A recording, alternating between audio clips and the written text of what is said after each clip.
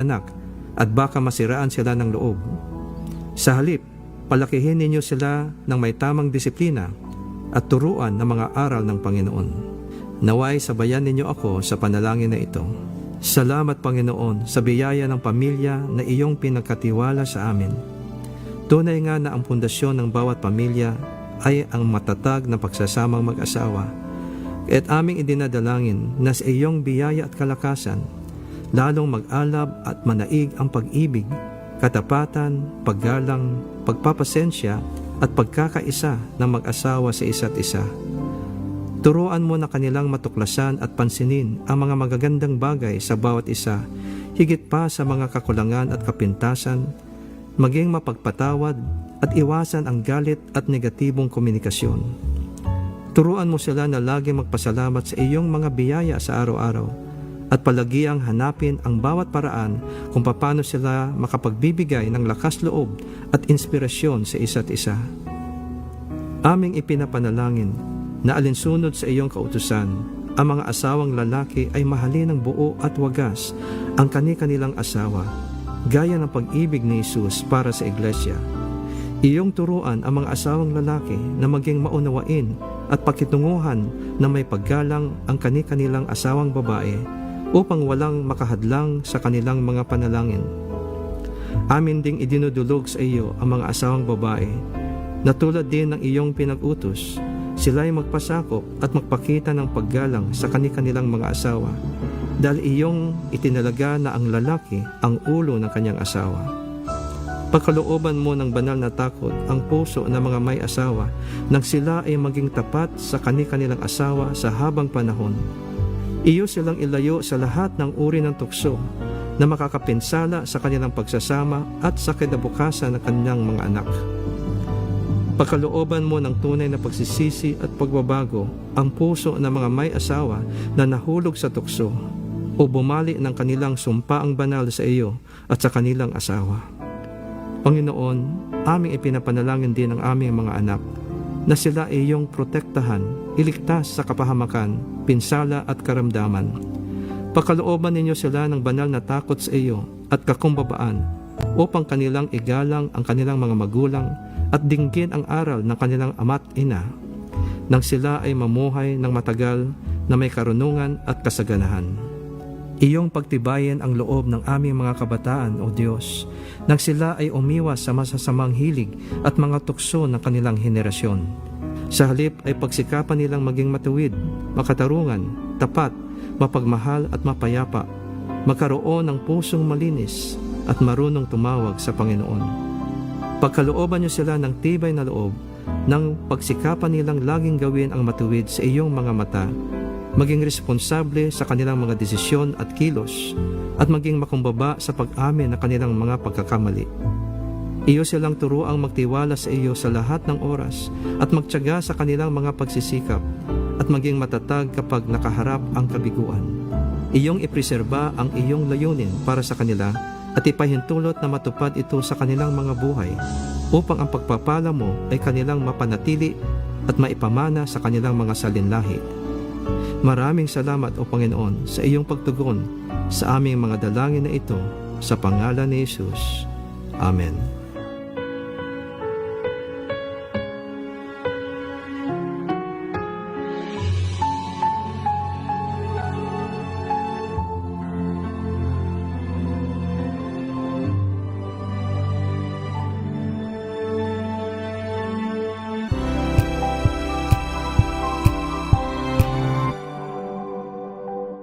Sa loob ng 86 na taon,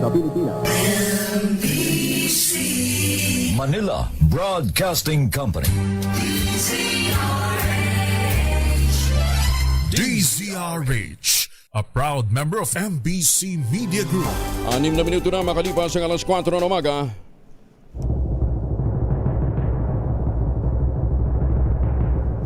And the Golden Dove for Best Science and Technology Journalist goes to Angelo Palmones, DZRH. Ito na ang 28th KBP Golden Dove Awardee, Best Science and Technology Journalist, si Angelo Palmones sa Magandang umaga, Pilipinas! DZRH Magandang Umaga Pilipinas sa DZRH Radio, DZRH TV at DZRH Online. Kasama si Kuya Angelo Palmones. Magandang Umaga Pilipinas. Miyerkules tayo ngayon, February 11, 2026. Sa ulo ng ating mga balita, Kamara tuluyan ang ibinasura ang impeachment complaint laban sa Pangulong BBM sa botong 284. Pangulong BBM inuprobahan ang 21 priority measures ng LEDAC, kabilang ang paglusaw sa travel tax. Tatlong impeachment complaint laban naman kay BP Inday Sara na itransmit na sa tanggapan ng House Speaker. Meralco may tasingil na 22 sentimo kada kilowatt hour ngayong Pebrero. Dating House Speaker Jose de Venecia pumanaw na sa edad na 89. Shearline magpapaulan sa malaking bahagi ng Bicol Region at Visayas. Bagong balita, bagong impormasyon. Kasama si Kuya Angelo Palmones. Magandang umaga, Pilipinas! Kasama pa rin natin ang buong radyo natin FM nationwide, ang ating action radio station sa Luzon, Visayas at Mindanao. 91.7 BNFM Radio sa Cebu at 94.3 FM sa Jensan. Yan po naman ang mga DZRH News FM. Sa detalye ng ating mga balita, asahan na malakas na pag-ulan sa Visayas at Bicol Region, epekto ng shear line. Sa inilabas na heavy rainfall bulletin ng Pag-asa, itinas nito sa yellow rainfall warning ang Eastern Samar, Northern Samar, Biliran, Leyte, Albay at Sorsogon. Nagbabala ang Pag-asa ng localized na pagbaha sa mga lugar na urbanized, mabababang lugar at malapit sa mga ilog kasama ang pagguho ng lupa sa mga highly susceptible area. Samantala, wala pang namomonitor ang Pag-asa ng mga low pressure area o sama ng panahon sa loob at labas ng bansa na maaaring mabuo bilang bagyo sa susunod na ilang araw. Pumalo na sa 51 death toll sa lumubog na MV Tricia Kerstin 3 sa Basilan. Ito'y makaraang makarecover pa ang Philippine Coast Guard Technical Diving Group ng 5 bangkay sa pagpapatuloy na search and retrieval operation sa katubigang sakop ng Balok-Balok Island. Ayon sa Coast Guard, agad namang nasecure ang naturang mga bangkay dinala sa Zamboanga City Port para sa kaukulang disposisyon. Sa ngayon, nananatili sa 316 ang bilang naman survivors mula sa lumubog na MV Trista Kerstin noong Enero 26. Patuloy naman ang pagbuga ng lava ng Bulkang Mayon at ngayon higit isang buwan nang nag-aalburuto. Sa time-lapse video ng PBOX mula alas 10:14 ng gabi hanggang alas 10:20 kagabi. Makikita ang lava effusion sa summit crater ng bulkan. Ayon sa PBOX, ang nagpapatuloy na effusive eruption ng Mayon ay nagdudulot ng incandescent lava flows, pyroclastic density current o uson, rockfall at maging ng ashfall. Matatandang umabot ng mahigit 32 barangay na sa bayan ng Kamalig at Ginabatan sa Albay ang nabalot na makapal na abo mula sa Balkong Mayon na nananatili pa rin nasa alert level 3. Nitong weekend nga po, nagpakita ng kakaibang aksyon ang bulkan. Aabot naman sa 47.5 million pesos na laga ng smuggled na sigarilyo. Ang nasabat ng Philippine National Police ay kinasang follow-up bypass operation sa barangay Tibag, Tarlac City. Nagugat ang isinagawang operasyon ng mga otoridad sa parehong barangay kung saan 4 na individual ang unang naaresto. Sa gitna ng follow-up operation, tinangkang makipagkita ng mga pulis sa hinihinalang supplier ng smuggled na sigarilyo, ngunit hindi ito sumipot sa itinakdang lugar. Sa pagsisiyasat ng mga otoridad sa nasabing lugar, napansin ang isang wing van at isang cruise van na nakaparada doon.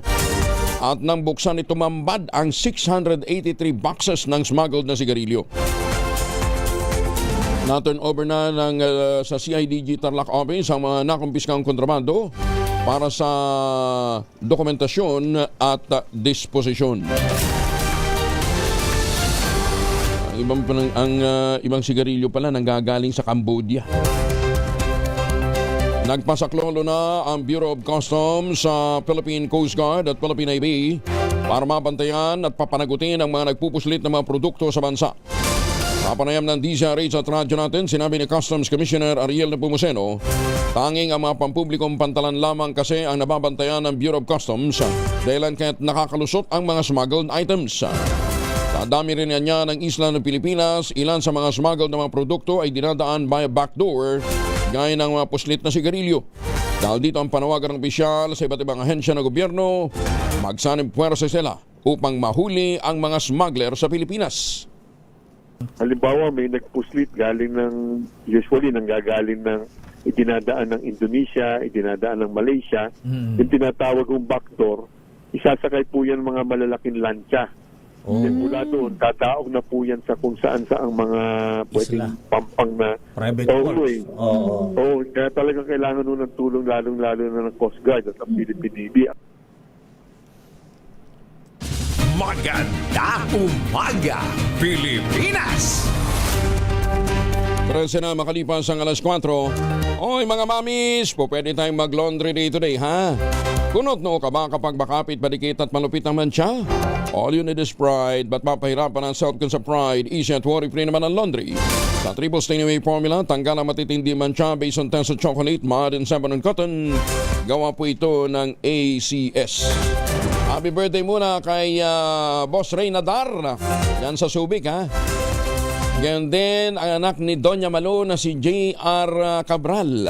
Happy birthday. May magpampam-breakfast ngayon, ha, Malo, ha? Nagbigay naman ang Philippine Amusement and Gaming Corporation of PAGCOR ng ilang patient transport vehicle o mga PTV sa ilang lokal na pamahalaan at isang national institution upang palakasin ang pagtugon sa emergency response sa buong bansa. Kabilang sa pinakabagong beneficiaries ng PTV program ng PAGCOR, ang Lung Center of the Philippines, ang Imus Cavite, ang Lalawigan ng Bataan, gayon din ang mga munisipalidad ng Libertad sa Antique at Ibaan at San Jose sa Batangas. Ayon kay PAGCOR Chairman at CEO Alejandro Tenco, ang inisyatiba ay bahagi ng pagsisikap ng ahensya sa kanilang corporate social responsibility na mapabuti ang akses sa pangangalagang pangkalusugan sa mga komunidad na nangangailangan ng tulong pinansyal. Sinabi ni Tenco na ang nasabing mga patient transport vehicle ay maaaring magsilbi bilang lifelines o makakapitan na maaaring magsilbi sa panahon ng emergencies o mga kritikal na oras. Maraming salamat, PAGCOR! Magandang umaga, Pilipinas! Alas 4:15 ang oras sa buong kapuluan. DZRH number 1 na naman sa Metro Manila, pati rin sa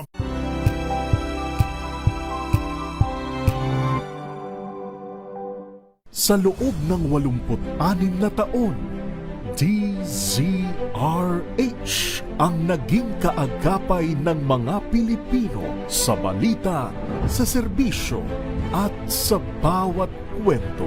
86 na taon ng tiwala at sa mga darating pang taon, mas pinalakas at mas pinagtibay para sa Pilipino.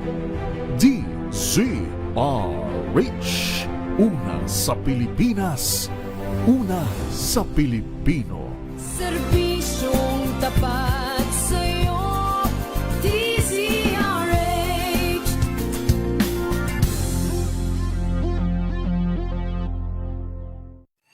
Mga balitang gigising sa inyong umaga. Mga balitang kailangan mong malaman. Mapapakinggan sa ACS Balita sa 2x2.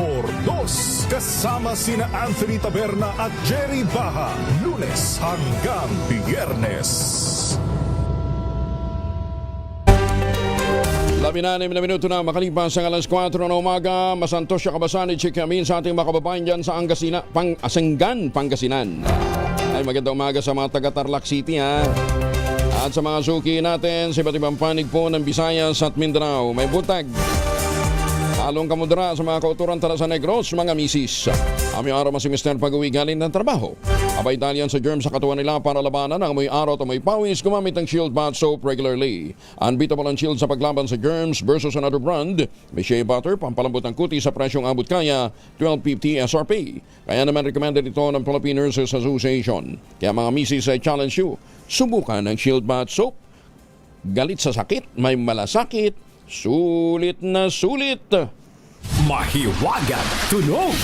At habang kayo ay nagsashower gamit ang Shield Bath Soap, hulaan ang ating mahiwagang tunog. Nagkakahalaga ngayon ng 11,000. 11,000 ang naghihintay na premyo sa mahiwagang tunog. Ang clue, ganun pa rin. Ginagamitan po ito ng kandela. Ayan, ginagamitan ng kandila.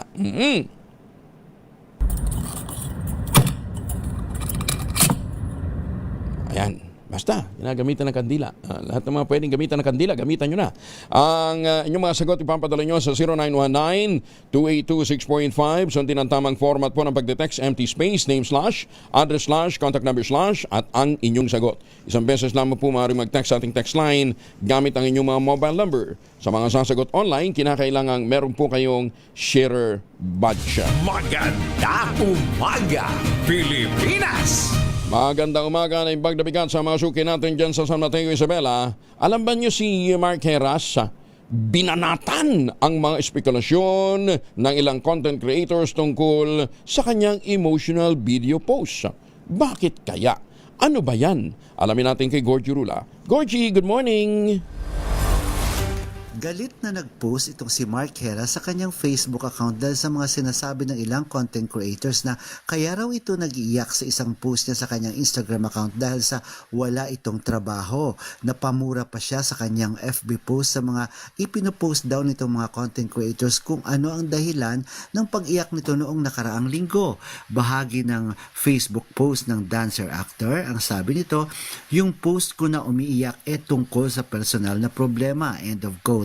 At tinawag pa niyang tanga at inutil itong mga gumagawa raw ng mga kwento gayong hindi naman daw nila alam kung ano ang mga pinagdadaanan nito.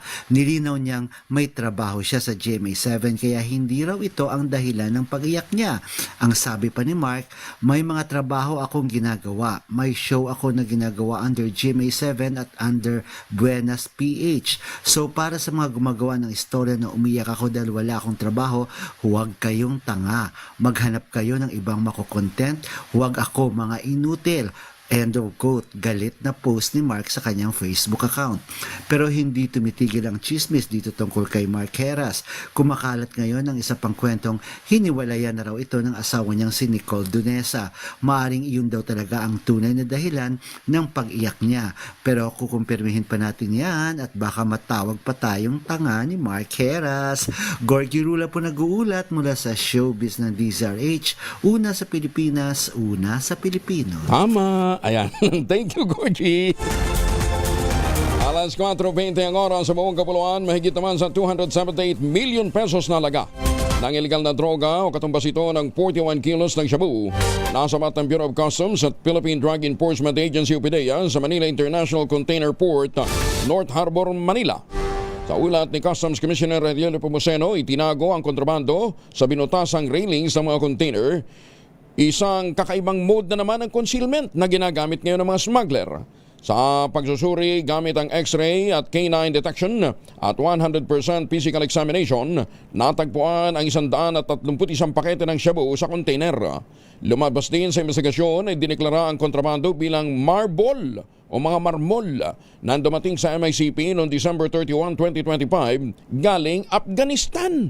Natuklasan na wala itong isinumiting good declaration sa loob ng 15 araw, kaya't idineklarang abandonado ang container. Patuloy pang investigasyon ng otoridad upang matukoy ang masangkot sa tangkang pagpapasok na naman ng nasabing iligal na droga sa bansa. Maganda umaga, Pilipinas! 21, makalipas ang alas 4 ng umaga. Sa mga may importanteng lakad ngayon, huwag niyong kalimutan magbaon ng proteksyon laban sa mikrobyo. May dalawang formulation ng family alcohol na pwede nating pagpilian. Yung family 70% ay isopropyl alcohol, specially prepared for clinics, hospital, pharmacies, laboratories, pero okay na okay din po yan sa mga households. Very effective sa disinfection at sterilization. Ganyan na bagsik ng family 70% ay isopropyl alcohol. Maghapon man natin gamitin, no no problem. Hindi po manunuyo inyong mga kamay dahil meron po itong moisturizer. Yun namang mabangong Family Rubbing Compound Improval Cologne, ayun po yung mabangong isopropyl alcohol na ginagamit po ng mga masahista, mga barbero, mga doktor, mga nurse, mga kamadrona for sponge bathing and other cleansing purposes. Family Rubbing Alcohol parang di siya rate subok na sa mahabang panahon, mabibili sa namang butik at convenience stores nationwide. Family Rubbing Alcohol, hindi lang pampamilya, pang sports pa. Bagong balita, bagong impormasyon. Kasama si Kuya Angelo Palmones. Magandang umaga, Pilipinas! 22 makalipas ang alas 4, kinumpirma ng Department of Science and Technology Education Institute. Mas mababa ang acceptance rate para sa kanilang undergraduate scholarship program ngayong taon dahil nga sa limitadong pondo. Ang dami-daming pera sa mga flood control na naibulsa ng mga hinayupak. Pero walang pondo na inilaan para sa Science Education Institute. Ang paglilinaw na ito ay kasunod na naging viral post sa Facebook na nagsasabing sa kauna-unahang pagkakataon, nilimitahan na lamang sa 8,500 ang bilang ng mga papasa para sa darating na pagsusulit sa February 21 at 22.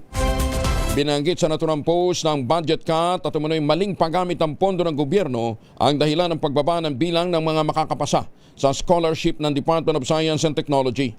Kapansin-pansing bumaba ang porsyento ng mga tatanggaping scholar kumpara sa 10,907 students na nakapasa sa DOST Undergraduate Scholarship Program noong 2025. Bagamat tumaas ang bilang ng mga nagnanais na maging scholar sa mahigit 100,000 ngayong taon, bumaba naman ang bilang ng slots na magre-resulta sa mas mahigpit na kompetisyon. Ayon sa DOST SEI, mula kasi sa hirit nila na 11 billion pesos sa budget para sa kanilang scholarship program ngayong taon, 7.4 billion pesos lamang ang naaprubahan para ngayong 2026. Ngayon, nagtataka pa ba kayo kung bakit tayo na pag-iiwanan ng husto ng ating mga kalapit na bansa pagdating sa research and development? Mas marami tayong pondo para sa mga hinayupak na flood control na ibinubulsa lang. O dili kaya kita ho ninyo nangyari sa Iligan. Kita ho ninyo nanggaling nakita sa Bicol. Yung sheet pile na dapat na 6 meter, ganito lang pala yung racket nila, yung sheet pile steel yung bakal na ilalagay, dapat nalagay ng 6 meters. Yun ang pinakabaon para safe halimbawa, Ang gagawin sa program of work, gagawin nilang 13. Hindi po 100%, ginawa pang 100+%, di ba? From 6 ginawang 13, di ba? Di syempre over may over na sa ibabaw, di ba? May over na sa ibabaw. Sa design pa lang yun, Tapos sa implementasyon, gagawin pang 3 meters. Gagawin ng 3 meters. So yung 13, naging 3. So yung 6 na dapat na para maging kapaki-pakinabang, tumibay, binuwasan ng 3. So may dagdag sa itaas, may bawas pa sa ilalim. Iba din talaga, no? Oo.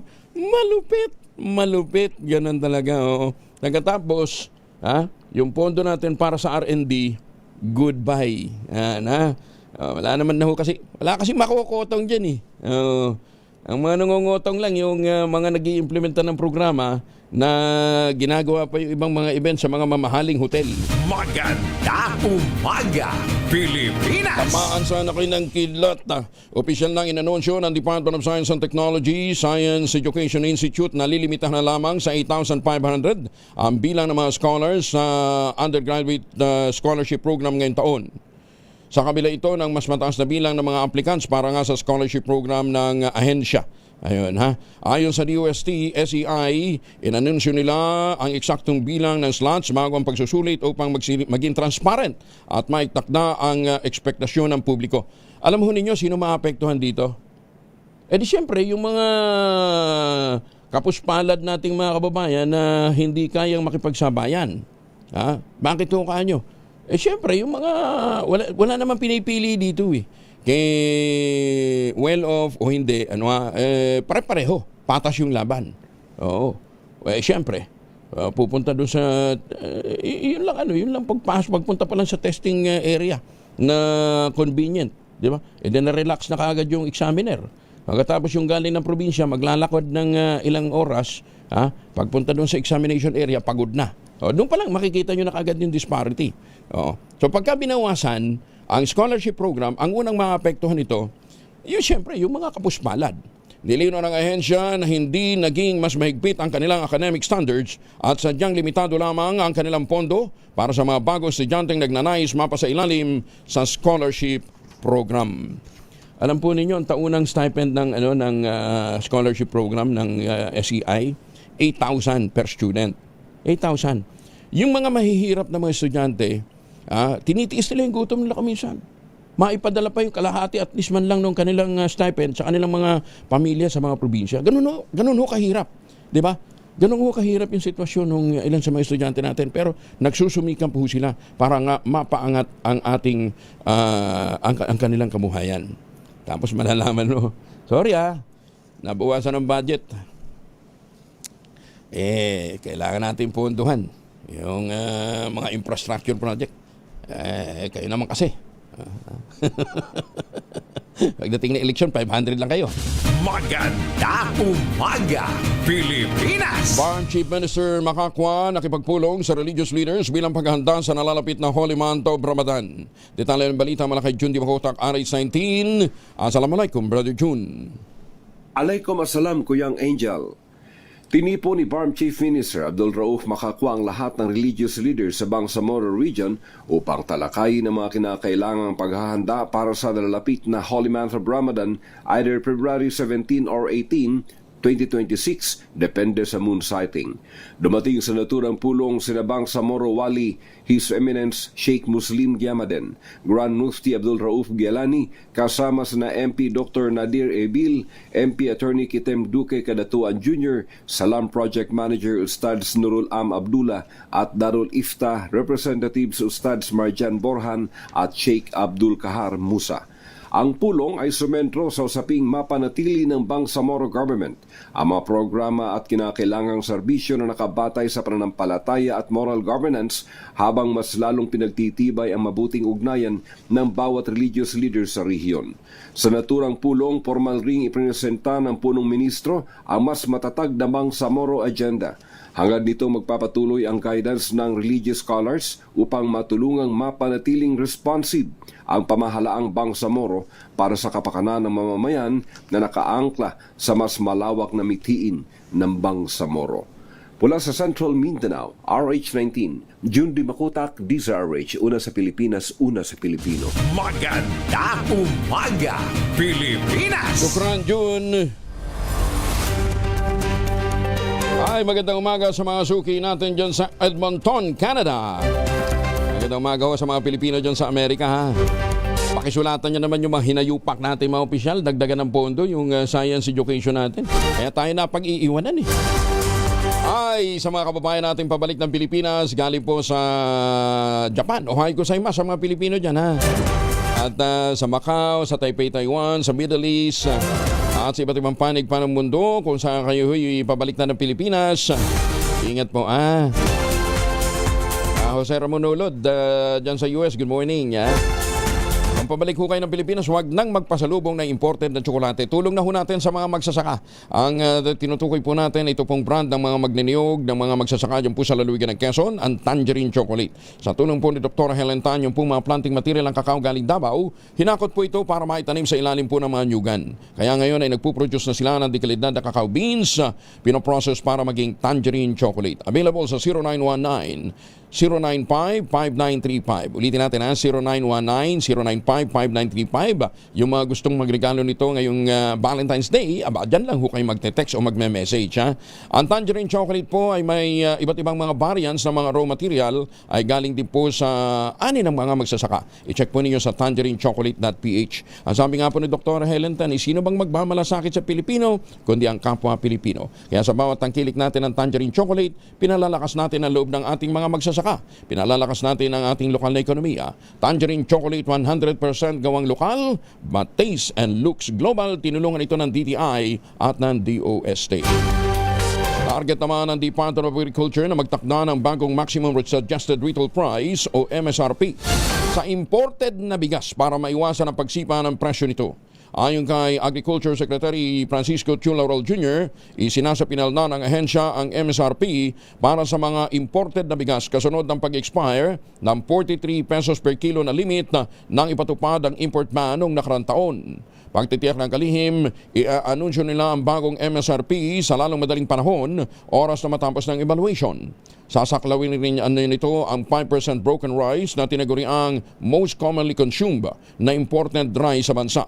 Sinabi ni Laurel, layunin ang price cap na matiyak na hindi lalagpas sa 50 pesos ang kada kilo ng bigas sa harap ng mga ulat na sumipa na sa 60 pesos ang kada kilo nito sa ilang lugar.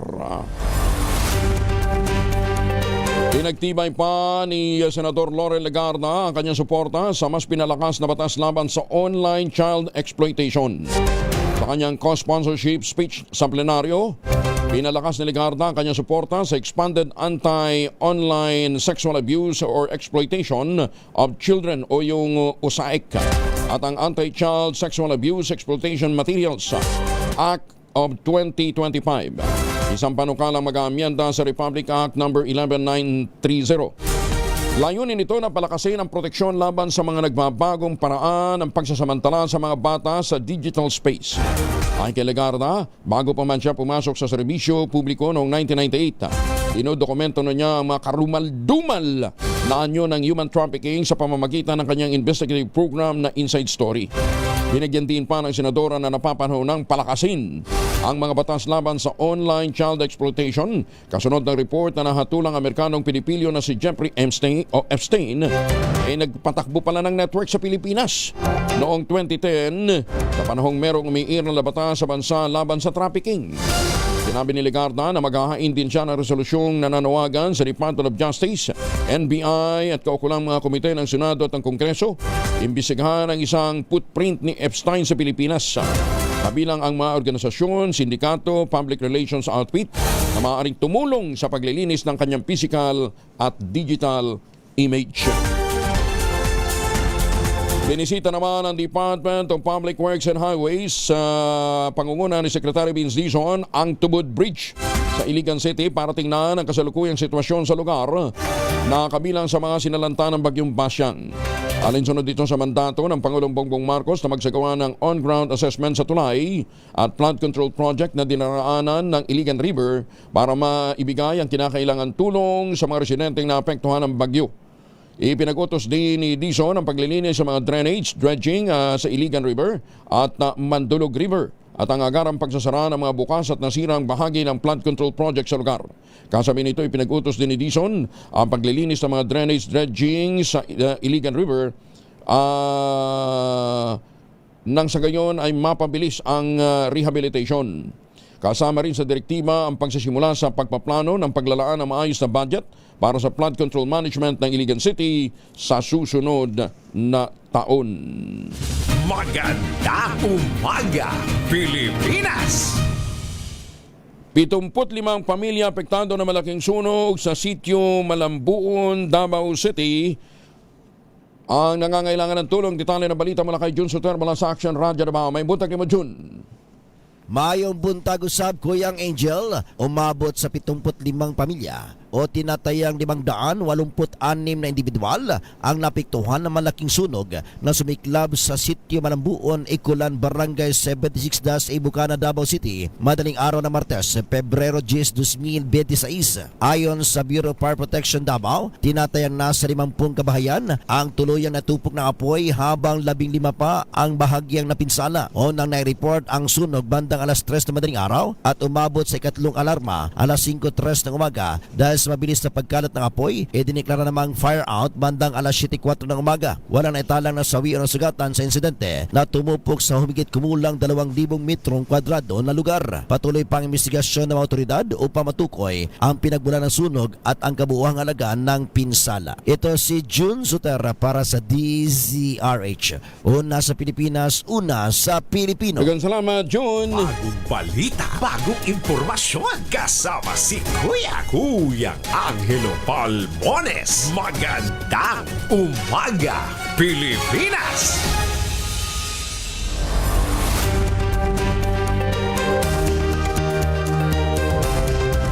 36 makalipas ang alas 4, pumanaw na si dating House Speaker Jose De Venecia Jr. sa edad na 89. Kinumpirma ito ng kanyang misis na si Pangasinan Representative Gina De Venecia.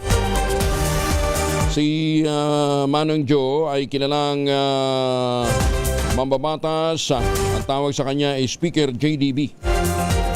Kauna-unahang nagsilbi sa ng 5 magkakahiwalay na termino bilang Speaker of the House of Representatives.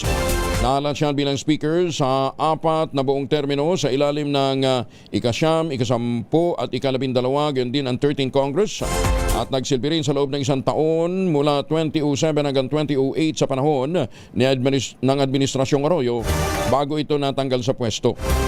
Matapos ang kanyang pagkakatanggal, inakusahan ni De Venecia si dating Pangulong Gloria Macapagal Arroyo na may kinalaman umano sa kanyang ouster at kalaunan ay naging kritiko ng korupsyon bilang bahagi ng oposisyon. Noong 2017, itinalaga siya bilang Special Envoy for Intercultural Dialogue sa ilalim ng Administrasyong Duterte. Si Jody B. ay tumakbo rin sa pagkapangulo noong 1998 ngunit natalo kay dating Pangulong Joseph Estrada.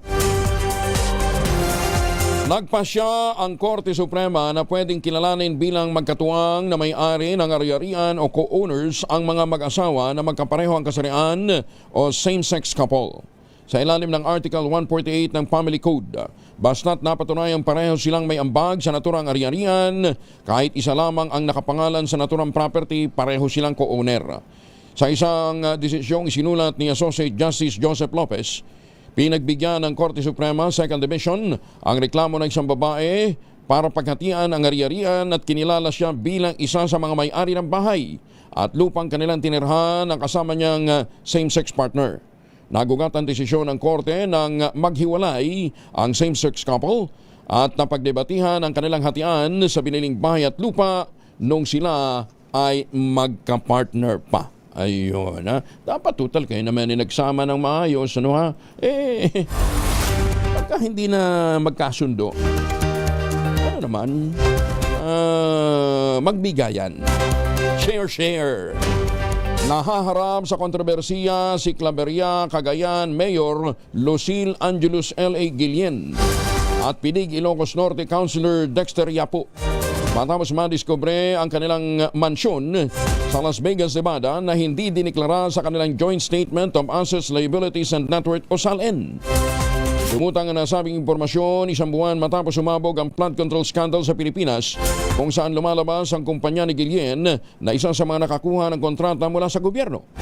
Base sa record mula sa Nevada Local Assessors, binili ni Mayor Guillen ang 5-bedroom, 5-bathroom estate na may swimming pool noong October 2017 sa halagang $1.26 million o mahigit sa 63.76 million pesos. Yan man noong September 21, 2025, habang mainit ang investigasyon ng gobyerno sa mga manumalyang infrastructure projects, lihim na inilipat ni Guillen ang pagmamayari ng bahay sa Southern Highlands Limited Incorporated o LLC, isang kumpanyang nakabase naman sa Amerika. Hala, nakabukingan. Alas 4:40 ang oras sa buong kapuluan. Pinuri ng Senate Blue Ribbon Committee ang reformang isinasagawa ng Bureau of Internal Revenue upang wakasan ang manoy extortion scheme ng ilang matauhan ng ahensya gamit ang Letters of Authority o LOA. Kapag dinig ng komite, partikular na pinuri ni Senate President Pro Tempore Panfilo Ping Lacson ang mga inisyatibong inlatag ni Commissioner Charlito Mendoza upang linisin ang sistema. Kabilang dito ang Single Instance Audit Framework, System Assisted Selection, Anonymous Assignment at Revalida System. Isang the auditor's mechanism na susuri sa kalidad at integridad ng trabaho ng mga examiner upang matiyak na sila ay mananagot sa anumang pagkakamali. Sa kabila ng reformang ito, hindi rin pinalampas ni Lacson ang kanilang tila poor efficiency sa tax collection mula sa electronic LOAs na ilalabas ng BIR sa ilalim ng kanilang Run After Fake Transaction Task Force. Ayan, congratulations sa Commissioner Mendoza. First time, pinupuri ng mga senador ang BIR. Ayan, ang babait ng mga senador ha, noong humarap ang BIR sa Blue Ribbon Committee. Kaya naman, sinabi ko naman sa inyo babait talaga sila. Ayan ha, babait ang mga senador paghalap ng BIR sa Blue Ribbon Committee. Ayan ha. Mas mahal kasi ang red ribbon kaysa sa blue ribbon. Magandang umaga, Pilipinas! Tanong nga natin, iimbestigahan pa ba nila yung ibang mga nakinabang pa doon sa mga LOA? Magpapatupad ba ang... hindi siguro, pinakamagandang ombudsman. Ombudsman ang magsagawa ng lifestyle check. Lalong-lalo na doon sa mga opisyal ng Bureau of Internal Revenue sa ilalim ng pamumuno ni dating Commissioner Jun Lumagi. Nagsagyan, magkaalaman na. Di ba? Matunto natin. Sino-sino nga ba yung mga nagsiyaman? Kasi nga nakakalungkot po talaga. Di ba kahapon diniscuss ko yung doon sa may Kamsur? Yung bumili ng lupa, isang ordinaryong mamamayan, bumili ng property, ang property niya nagkakahalaga ng 40,000 pesos. Nagbayad siya ng mahigit 641 pesos na para sa amilyar. So ganun lang ang value ng kanyang property. Wala naman development 40,000. Nang pumunta ho siya sa BIR para magbayad ng kanyang capital gains tax, ang siningil sa kanya 72,000 pesos. Wow. Halos doble ng kanyang Ngayon lang ako nakakita na ang capital gains na babayaran mo mas mahal kaysa dun sa lupa. O pagpalagay na natin may penalty. Di ba? May penalty dun sa dapat niya bayar. Palagay na natin, hindi, kabibili niya lang ng property. Bakit naman ang capital gains na ipapataw sa kanya ay 72,000 pesos, gayong ang value ng property ay nabili niya sa 40,000 pesos. Nasa bundok yun. Sabi daw kasi hindi, residential na ho yan kaya tumaas ang value. Okay, just the same. Aabot ng doble? Parang napaka-unfair. Samantala, ito maganda ito. Alam ba ninyo na ang property, yung mga property, mga real estate properties, kapag ito po ay, ang tax ay lagpas na sa 3 million pesos, dapat patawa na rin ang value added tax. Yan. Kung ang nagbenta halimbawa ay korporasyon, papatawa na rin niya ng value-added tax. Kung ang nagbenta ay habitually engaged in real estate business, halimbawa, yung mga developer, dapat din po yan ay patawan din ng value-added tax. Secretary Ping, Senator Ping, siguro ang dapat na masilip natin, ma-review din natin. Kasi ang nawalan dito, ang taong bayan yung may kakayahang magbayad naman talaga ng capital, ng saktong capital gains tax, nakakalusot dahil sa maniobra. Halimbawa, dapat na bayaran mong capital gains tax 10 milyon. Diba? Biglang ibababa sa 3 milyon para hindi ka na magbayad ng capital gains tax, di ba? Ng value added tax, di ba? Ayan, ibinaba. So, yung diferensyang 7 milyon, yun yung negotiable. Yun yung allocable. Ayan. Pwedeng i-alloc baga. Ayan. May 10 milyon dapat. Ang babayaran. Charge na lang kita ng 3 milyon. Baka yung 7, pwede nating baba na lang sa 5. Diba? Ito, halimbawa. Halimbawa ito, sa Pasig. Anak ng Pasig naman kayo. May nabiling lupa, 276 square meters. Hindi ho ako nagkikwento. Ito ho, yan. May ano pa, QR. Yan. Baka akala nyo kasi nag-iimbento tayo ng kwento Certificate Authorizing Registration. Galing ho ito sa BIR. Ang property ay 276 square meters. Ang zonal valuation per square meter dyan nasa pagitan po ng 280,000 hanggang 350,000 per square meters. 276 square meters times, ilagay na lang natin doon sa 280,000 pesos per square meter. That should be 77 million pesos. Ang diniklara ho nilang market value, magugulat ho kayo 262 pesos. Ang zonal valuation daw ay 2,070,000. Uy, naglagay ng improvement. Ibig sabihin may nakatayong bahay. 1.8 million ang valor ng bahay. O ibig sabihin malaki. 1.8 million eh. Alam ba niyo magkano binayaran tax total mayroon pang compromise. Kasama pa daw penalties. Ayan ha. Ang binayarang capital gains tax ay 531,000 pesos. Kumplituhin natin. 531,147.40 centavos. Lupit, no? Samantalang yung nabili ng 40,000, pinatawa ng 72,000 pesos na capital gains. Magkano ang documentary tax sa binayaran? 143,023 pesos and 56 centavos. Ayan. Ito ho, isa lang to sa mga hawak natin dokumento. Marami ho yung pinadalang mga records ho sa atin eh.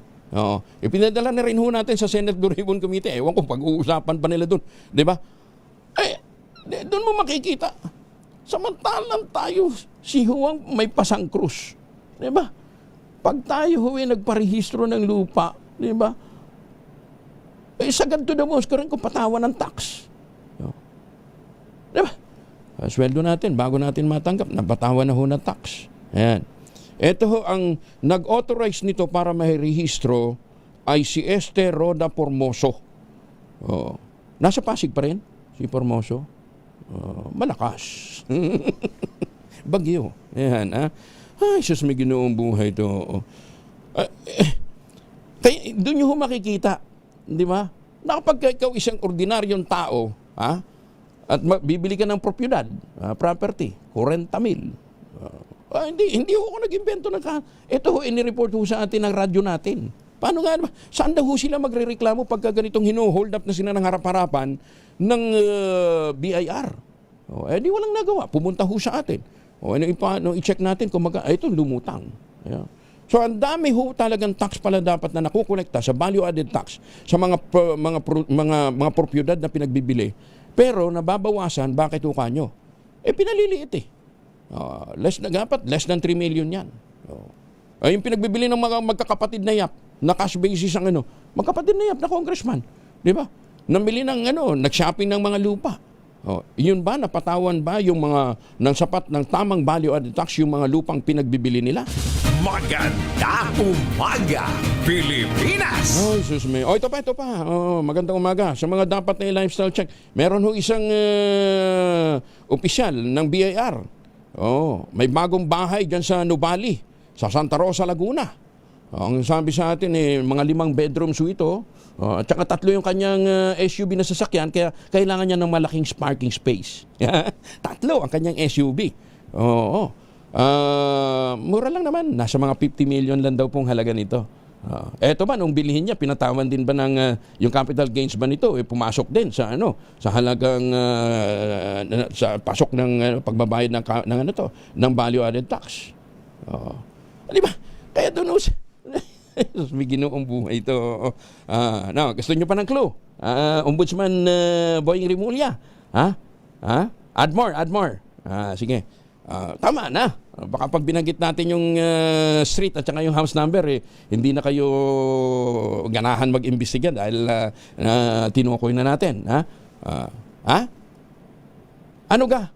Ay bakit ga? Ayoko na. Tama na yun. Ano ga? Wag na. Amor ga?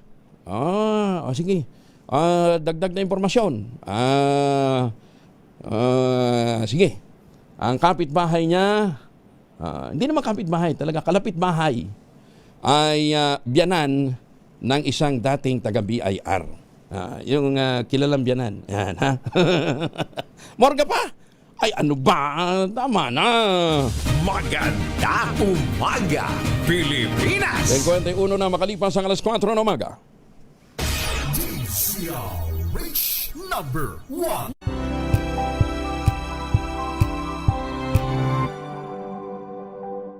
Alamin ang mga maiinit na isyung pambayan, mga balitang kailangan mong malaman, usapin sa pamahalaan, politika, ekonomiya at kabuhayan. Ito ang mga dapat mong malaman, pakialaman at pag-uusapan dahil kayo ang tinig ng mamamayan dito sa Damdaming Bayan.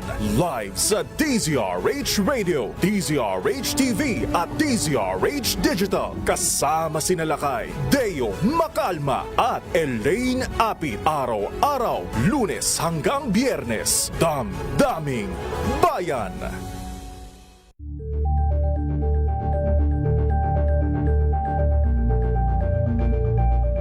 Tambalang Anthony Taberna at Jerry Baha ang gigising sa inyong umaga dahil lalatay ang humahagupit na diskusyon at komentaryo Lunes hanggang Biyernes sa 2x2.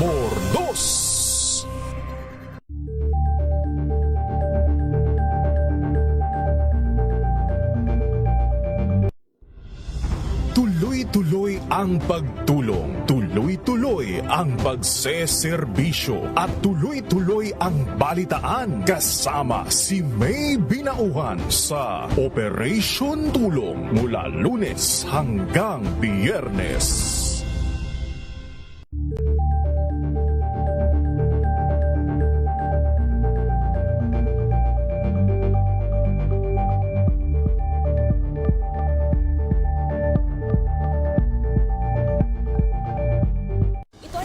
Naitalang 17 individual na ang kanilang naaresto. Ng Metro Manila Development Authority o MMDA ang No Contact Apprehension Policy o NCAP sa Metro Manila. Sa ang ilang mga dokumento ay peke.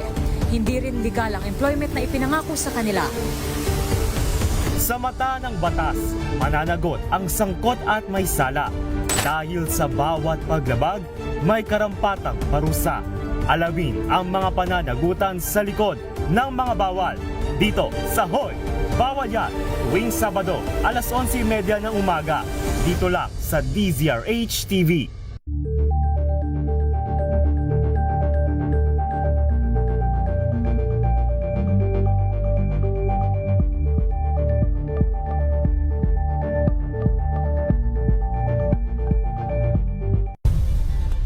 Nagsimula sa pangarap hanggang sa maabot ang tagumpay. Iba't ibang kwento, iba't ibang mukha ng atletang Pilipino. Mas pinatindi, mas pinalakas, at mas pinaaksyon sa Match Point tuwing Sabado, 12:30 ng tanghali sa DZRH TV.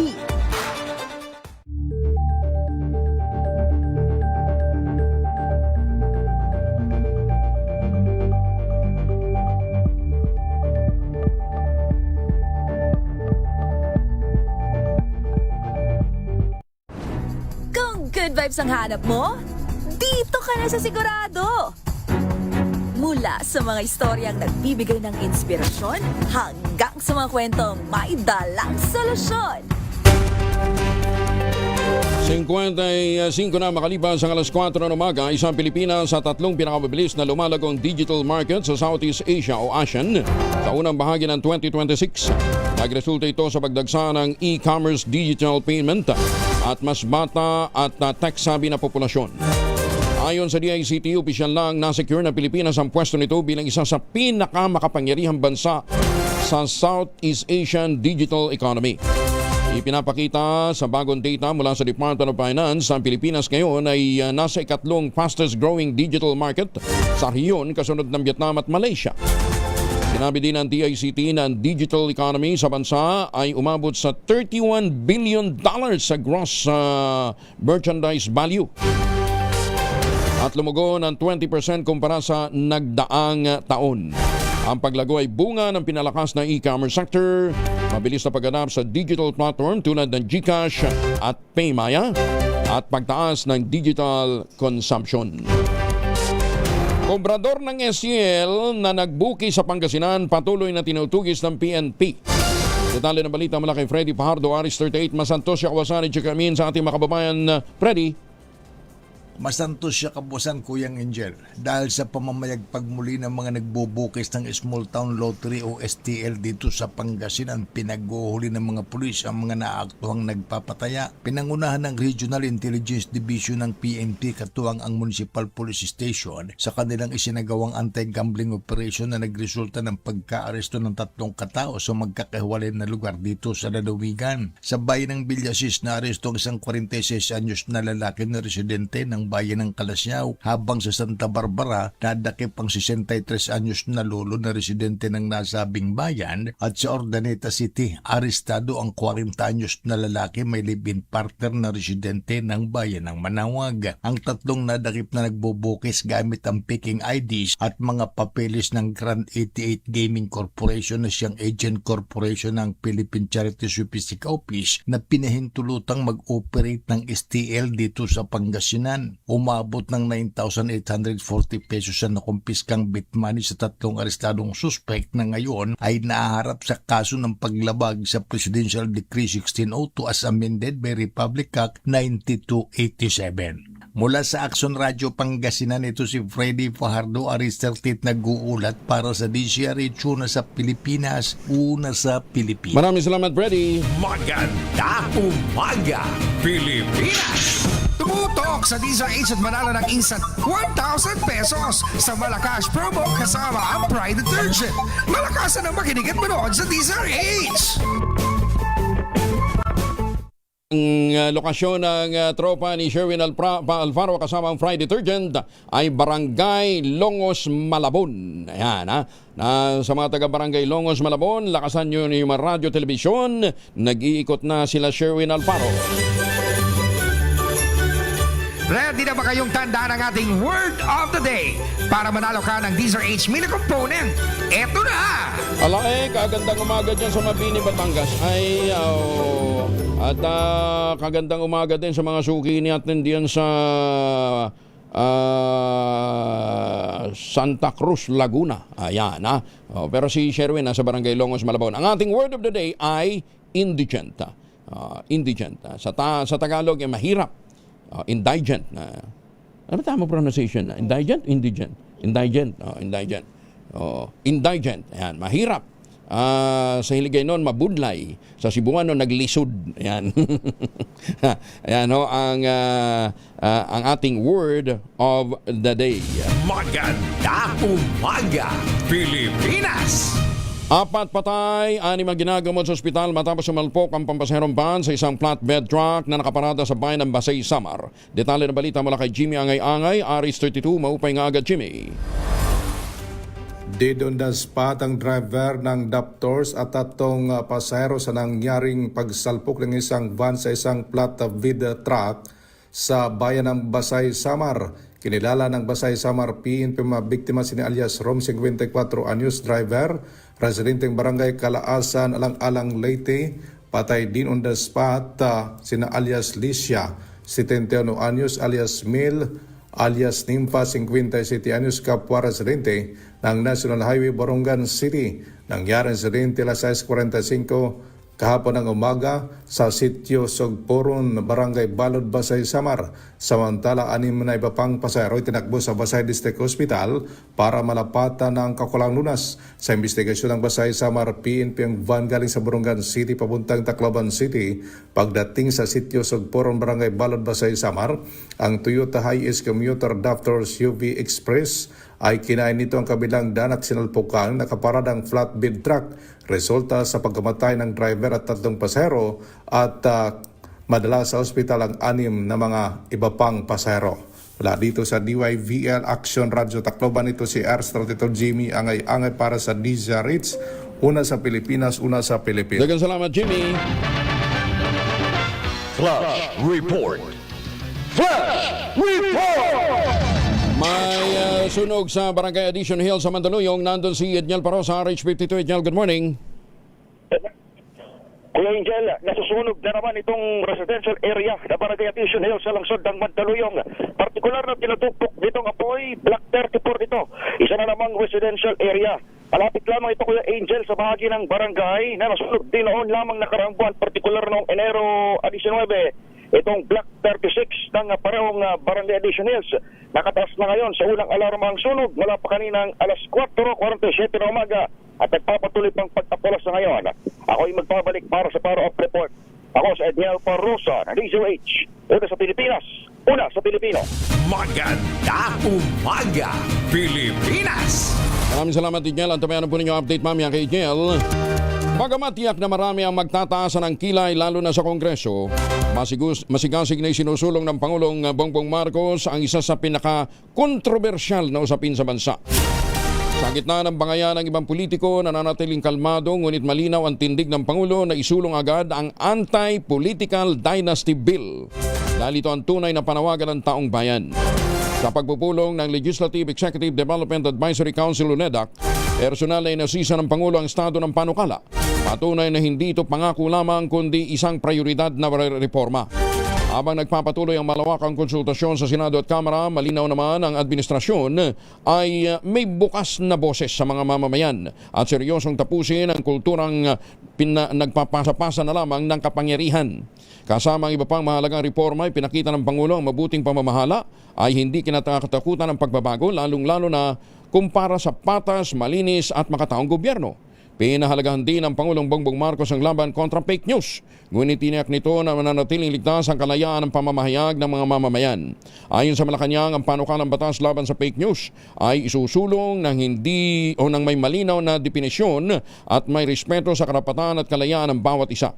Hinimok din ng Pangulo ang mga mababatas na tiyaking balanse ang batas upang hindi maapektuhan ang freedom of speech ng mga Pilipino. Kasalukuyan nakabimbing ang Anti-Fake News at Disinformation Act sa House Committee on Public Information. Sa ngayon may umiiral na batas tulad ng Article 154 ng Revised Penal Code at Cybercrime Prevention Act na nagbabawal sa pagpapakalat ng mga maling impormasyon. Ang administrasyon ay naninindigan na protektado ang publiko laban sa mga peking balita nang hindi nasasagasaan ang kailangang karapatan sa malayang pamamahayag. 3 minuto na makalipas ang alas 5 ng umaga, oras na para tayo po naman ay mag-ultabayo. Pero sabi nga po ng mga dalubhasa, 1 oras bago matulog, 2 kapsula, mas may enjoy natin ang benepisyo ng ultabayo. Ano nga bang ultabayo? Ang ultabayo po ay postbiotic with Lactococcus lactis strain plasma. Dumaan po ito sa mahabang clinical trial sa Japan. Hindi testimonial, hindi kwentong kutsero, kundi human clinical trial. Ang bawat kapsula ng ultabayo ay nagtataglay ng 50 billion cells ng Lactococcus lactis strain plasma. Kaya napaka-potent po nito na pagpasok po sa ating katawan, sa ating sistema, pinagagana po nito yung PDC, yung plasmacytoid dendritic cell, at yan po yung tinatawag ng dalubhasa na commander ng ating immune system. Kaya nakatutulong po ito para ma-achieve natin ang magandang tulog. Pag magandang tulog, may panlaban tayo sa puyat, pagod at stress. Ilan lamang yan sa mga benepisyo po ng Ultabayo. Kung may mga concerns pa ho kayo, pwede kayong mag-text sa 0931-033-2871. Ang Ultabayo po ay rehistrado sa Food and Drug Administration, halal certified. Available po ito sa Mercury Drug, HB1 Plus Pharmacy, Curamed at Amesco Drug. At ang good news, kapag bumili ka ng isang box ng Ultabayo Postbiotic, yung 30 capsules sa alinmang Mercury Drug Store sa buong bansa, makakakuha ka ng free 100 pesos Mercury Drug Gift Certificate. Promo runs until July 31, 2026 only. Per DOH FDA CFRR permit number 0981-07-2025. Mahalagang paalala, ang Ultabayo ay hindi gamot at hindi dapat gamitin panggamot sa anumang uri ng sakit. Maganda umaga, Pilipinas! 5:05. This time check is brought to you by ACS Manufacturing Corporation, ISO certified, maker of world-class quality Pride detergent. RH Champion Detergent, tapat po sa inyo. RH Ang balitang yan ay hatid sa inyo ng RH Super, ang shot ng tropa. Kauna-unahan sa Pilipinas. Manila Broadcasting Company.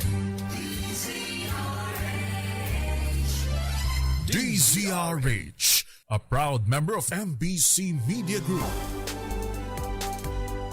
Bagong balita, bagong impormasyon. Kasama si Kuya Angelo Palmones. Maganda umaga, Pilipinas!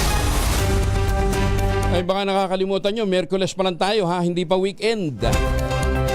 Ikalabinisan ng Pebrero 2026.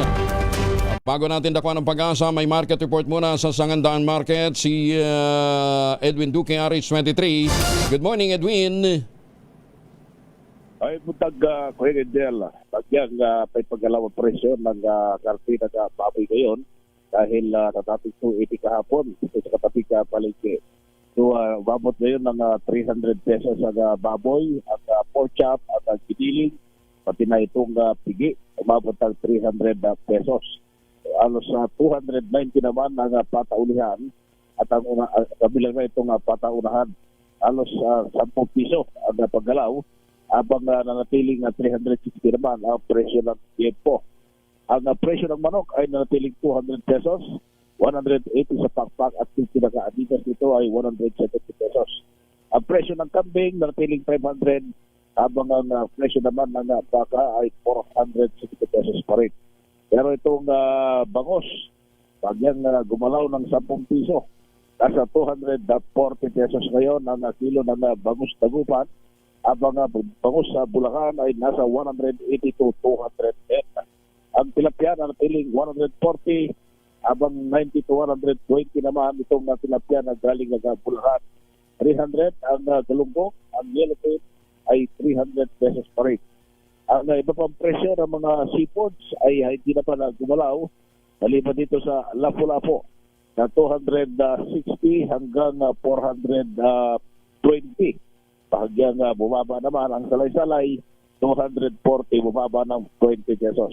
Sa presyo ng mga gulay, natiling medyo mataas-tas pa rin dahil huling bumalik ng 160 mula sa dating 140, kalabasa 70 pesos, at kamatis ay bumaba naman ng 40 pesos, at yung pinakamagandang klase yung malalaki, 50 pesos bawat kilo. Bumaba rin ng kaunti itong labanos, 80 pesos ang talong. Mabibili mo na rin ng 40 hanggang 60 pesos. Ang sibuyas, 100 pesos. Habang imported, 80 pesos. Na presyo pa rin ng repolyo, 80 pesos. Ang carrots, bumaba rin ng 80 pesos. Siling labuyo, 200 pesos. Ang siling panigang, ito dito mataas-taas kasi 60 to 80 pesos naman. Yung siling makopa, 250 pesos. Iba pang mga gulay ay walang paggalaw, habang itong presyo naman ng prutas ay wala rin paggalaw. Sa bigas nigel ay napapansin ako rito na may tumaas ng 2 piso. Yung dating 40, mayroong 42, pero yung 35 ay hindi pa rin nawawala. Habang yung binurado ay hindi naman gumalaw, kaya 58, 80 hanggang 100 pesos. Yan ang ating price monitoring report. Mula pa rin dito sa Qatar Market sa Kulungan namin sa 3. At ito pinagulat pati sa race una sa Pilipinas, una sa atin. Maraming salamat, Edwin. Ayan ha, yun ang mga presyuhan dyan. Magandang umaga din po sa mga taga San Jose del Monte. Sabi ni Maximus, prime water, amoy patis na kami. No goli-goli. Tina, kinig ka Tina. Sabi ni Del sa Zamora, tama yung una kong pronunciation, indigent, hindi indigent, indigent. Oo. Kasi sabi niya yung middle vowel is not a diphthong. Yan, that's correct grammar. Wala pa yung ating wala pa yung pag-asa. Sige, dito mo tayo. Tumutok sa DZRH at manalo ng instant 1,000 pesos sa Malakas promo kasama ang Pride Detergent. Malakasan ang makinig at manood sa DZRH. Patinda muna natin, sabi ni Gemma Calleja, asawa niya, nakikinig lagi si Romeo. Love you daw, Romy. And may huli na kagad Sherwin. Good morning. Yes, magandang umaga Kuya Angel. Daig talaga na maagap ang masipag. Dahil masipag na bumabiyahe ng nagtatricycle ngayong umaga. Tignan mo, baon-baon ang radyo. Habang kanya bumabiyahe, nakikinig ng balita, nahuli natin to si tatay. Paano mo narinig? Dito Gomez po. Habang nasa tricycle siya, naka full volume yung kanyang radyo. Ganon? Oo, lakas-lakas ng radyo. Baka madali siya ng noise pollution, ha? Oo, baka madali siya ng noise pollution. Pero okay lang yan, kuya, para malaman nila kung mabalita. Napapakinggan, Kuya Angel, walang problema yon, hindi huhulihin to. Pag boses mo napapakinggan, hindi magiging noise pollution yon. Information yon. Ayan, oo. Ano ulit pangalan nyo? Tito Gomez po. Si Tatay Lito na, saan ang biyahe nyo? Dito po, babiyahe ko po ngayon sa Pabalot. Pabalot, Tondo. Balot Tondo. Dahil kayo mahilig sa DZRH at sino paborito yung announcer pag umaga? Angelo Palmones po. Angelo Palmones, ang inyong idol. Ito meron kang 1,000 pesos. Yes, sir. Tatay, nagtatanong. Maraming salamat po, sir. Tangagamot po ng misis ko to. Bakit? Ano sakit ni misis? Ay, high blood. Haratay na lang po eh. Ganun. Siya, sige. Opo. Alagaan niyo mabuti tayo, ha? Kita mo naman ang pag-ibig. Ilan taon na siya nakaratay? Pagwa 1 year and a half po. Ilan ang chikiting niyo? Bali, 4 po. 4. May mga trabaho na rin. Yung iba po. May apo na kayo? 5 po. 5 na. Siya, sige, opo. Sige, ingatan niyo si nanay, ha? Opo. Nakikinig ba siya ngayon? Ano gusto niyo iparating sa kanya? Magpagaling lang po siya. Palakas siya. Tulog po kasi ngayon, tulog. Oo. Pero kapag nagising, ano gusto mong Valentine message para sa misis mo? Ay, pambili na lang po ng gamot. Bibili ko lang po ng gamot niya para lumakas siya. Ayan. Practical. Hindi na rosas. Wag na rose. Wag na rosas. Hindi po. Oo. Ang importante yung gamot, yung mga necessities, yun ang unahin natin. Pero dahil nga, mahal na mahal mo si Mrs. Ano pangalan ni Mrs.? Darcy po, Darcy. Dahil gusto mo siyang bigyan ng regalo, eto na lang. Pag nakuha mo itong mga tatanong namin, itong word of the day, makukuha mo rin kung ano yung ating mga regalo para sa iyong Mrs. Kapasalamat po ako. DCRH. Wala po si Idol, Angelo Palmones. Teka muna, anong word of the day? Anong word of the day? Ayan. Indigent. Indigent po, indigent. Indigent. Ayan. Indigent. Yan, dahil nakuha mo ang ating word of the day, meron kang medium component atid ng Astron Appliances, alagang Astron, alagang maasahan. Available sa inyong mga suking appliance store nationwide. Alagang Astron, alagaan ka! Para si tatay dito, mahilig mag-alaga. Yan, ha? At syempre, meron ka rin Medianoche Basket dahil malapit ang Chinese New Year. Ito ang iyong Chinese New Year Medianoche Basket at ng ACS at ng DZRH. At syempre, ang pinakamalaki, pinakabago, pinakamabango, ang Pride Fabric Conditioner, Korean Strawberry Bloom Detergent Powder with Stain Away Formula, 2 kilo, kaya kahit gano'ng karaming labahan, ubos yan. Papasalamat po ako, sir. DCRH po, sa inyo po. Ingat lagi, ha? Ingat lagi, Tatay Lito, ha? Ingat ho. Ayan, salamat po. Salamat po. At syempre, maraming salamat, Tatay Lito, at sa mga nais manalo ng 1,000 pesos na tumutok sa DZRH. Baka kayo na susunod nating winner sa DZRH Malacash promo kasama ang Pride Detergent. RH number 6, Sherwin Bata Alfaro DZRH, una sa Pilipinas, una sa Pilipino. Tutok lang, tutok na sa DZRH Radio, DZRH Facebook, DZRH YouTube, at DZRH TV. Baka ikaw na ang susunod na winner sa DZRH Malacash promo. Lubusin na natin ang pamimigay ng pera. 11,000. 11,000 na naghihintay na premyo sa Mahiwagang Tunog. Mahiwagang Tunog. Ang Valentine's Day din to. Ayan. Basta yung item natin dyan ay ginagamitan ng kandila. Ayan, ha. Ang inyong mga sagot, ipapadala po ninyo sa 0919-282-6485. Sundin ang tamang format po ng pagte-text, empty space, name slash, address slash, contact number slash, at ang inyong sagot. ₱1 lamang po maaaring mag-text sa ating text line gamit ang inyong mga mobile number. Sa mga sasagot online, kinakailangang meron po kayong sharer badge. 11,000 ang naghihintay na premyo sa Mahiwagang Tunog. Maganda umaga, Pilipinas! At doon nga po sa mga nag-iisip na makipag-date, ayan, ha, baka kayo nag-iisip pa ng pangregalo, tangerine chocolate. Tinulungan nyo pa yung mga magsasaka dyan po sa lalawigan ng Quezon. Nakapagpasaya pa kayo ng inyong mga mahal sa buhay para po sa Valentine's Day. Available po sa 0919-095-5935. Sa tulong nga po ni Dr. Helen Tan, yung po mga planting material ng kakao galing Davao, hinakot yan para maitanim sa ilalim po ng mga nyugan dyan po sa lalawigan ng Quezon. Kaya ngayon ay nagpuproduce na sila ng dekalidad na cacao beans, pinoprocess para maging tangerine chocolate. Available sa 0919-095-5935. May mahigit 10 variant yan ng mga raw material ay galing din po sa ani ng mga magsasaka. I-check po niyo sa tangerinechocolate.ph. At sabi nga po ni Dr. Helen Tan, sino bang magmamalasakit sa Pilipino kundi ang kapwa Pilipino? Kaya sa bawat tangkilik natin ng tangerine chocolate, pinalalakas natin ang loob ng ating mga magsasaka. Pinalala natin ang ating lokal na ekonomiya. Tangerine chocolate 100% gawang lokal, but taste and looks global dahil tinulungan ito ng DTI at ng DOST. Tangerine chocolate 100% gawang atin. Pakiusap ni Dr. Helen Tan, sana naman ay ating tangkilikin. Maganda umaga, Pilipinas! Hoy, sa pagbabalik natin, makakausap natin ang isang dating ARTA director. Ano? Ang rekomendasyon niya, buwagin na natin yung Senado at ang Kongreso para makatipid tayo. Ayan, ha? Anong ipapalit at anong constitutional basis, yan pong ating pag-uusapan. 16 na minuto na makalipas ang alas 5 ng umaga. DZRH number 1 na naman sa Metro Manila, pati rin sa Mega Manila.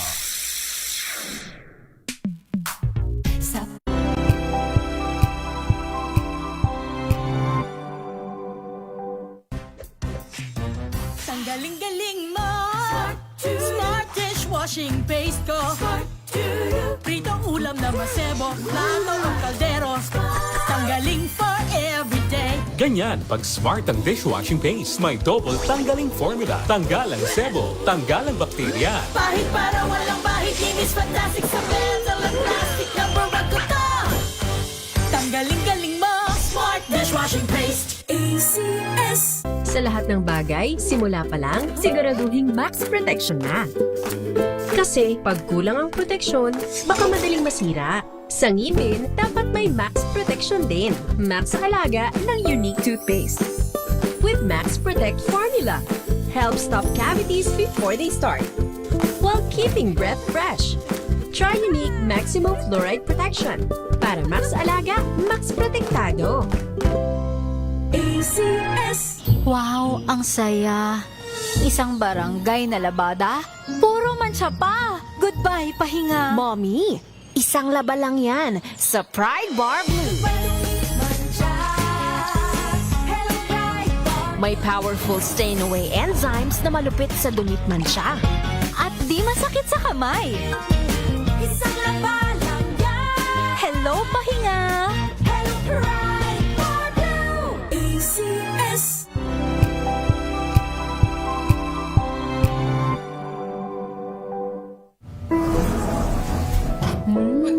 Amoy forever. Amoy NQ.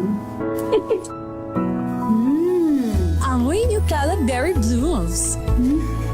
Amoy kala, amoy good vibes.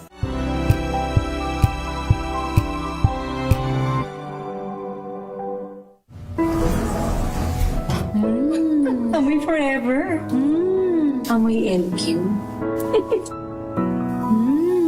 Amoy New Caleb Berry Blooms. Amoy kala, amoy good vibes. Tinesting, sinuri, siniyasan. Ang resulta? Super effective ang Shield sa pagpatay ng bakterya at virus. Shield Antibacterial Soap. Believe ang mga eksperto sa Philippine Nurses Association. At si Mami. Tiwala ako sa Shield. Shield Antibacterial Soap. Napatunayang mabisa. Ang mga nurse, tiwala. ACS. Amoy forever. Amoy NQ. Amoy New Caleb Berry Blooms.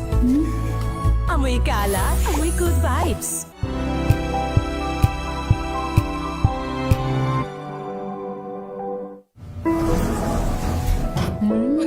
Amoy forever. Amoy NQ. Amoy New Caleb Berry Blooms. Amoy kala, amoy good vibes. NBC Milliones! NBC Million! Mamimigay na naman kami dito sa MBC ng 1 million pesos! Sa isang malinis na papel, ilagay ang iyong name, age, address, phone number at pirmahan. Ipasok sa loob ng isang white legal-sized envelope. Kalakip ang alinman sa mga required proof of purchase o POP. At sa labas ng envelope, ilagay ang MBC Millones 2026, ang POP na ginamit at ang MBC station na iyong sasalihan. Ihulog ang iyong entry sa mga drop boxes na matatagpuan sa MBC station sa inyong lugar. DZRH, Love Radio, Yes FM, Easy Rock, Aksyon Radio. Pagkakataon na manalo ng hanggang 1 million pesos sa Grand Draw at libo-libo pa in cash prizes sa 10 weekly draws sa mga MBC stations nationwide. Dito sa MBC Millones 2026. Sali na! MBC Millones is brought to you by Pride Detergent, Smart Dishwashing, Shield Bath Soap, Unique Toothpaste, White Rose, Charm Fabcon, Star Wax Floor Wax, San Miguel Pale Pilsen. See posters or visit our Facebook page for more details. Promo period is from January 10 to March 27, 2026. DTI Fair Trade Permit number FTEB 244864, series of 2025. Drink responsibly.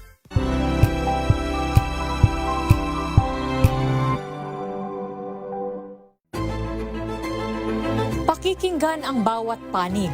When you fight for justice, think about the queer people. Kung hindi kami magkukwento, sino ang magkukwento para sa amin? Ang mga panawagan, ipababatid. Hindi talaga ito masusing pinag-aralan ng gobyerno. The women who are beaten and abused. It's time to listen to their voices. Tunghayan ang iba't ibang boses. Mga kwento mula sa iba't ibang anggulo. Dito lang sa Point of View. Mapapanood tuwing linggo, alas 12 ng tanghali sa DZRH TV. 5:22 ang oras sa buong kapuluan. Baka may mga importanteng lakad ho kayo ngayong araw nito. Huwag magkalimutan magbaon ng proteksyon laban sa mikrobyo. May dalawang formulation of family alcohol na pwede nating baunin.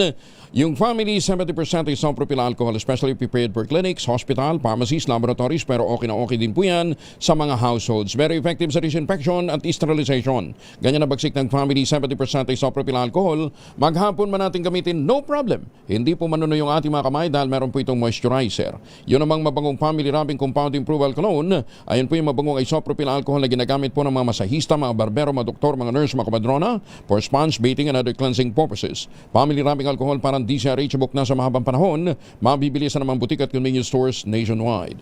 Family rubbing alcohol, hindi lang pampamilya, pang sports pa. Magandang umaga sa ating mga suking komadrona. Ayan, Mayor Sene Mendoza dyan po sa Talisay, Batangas. Good morning.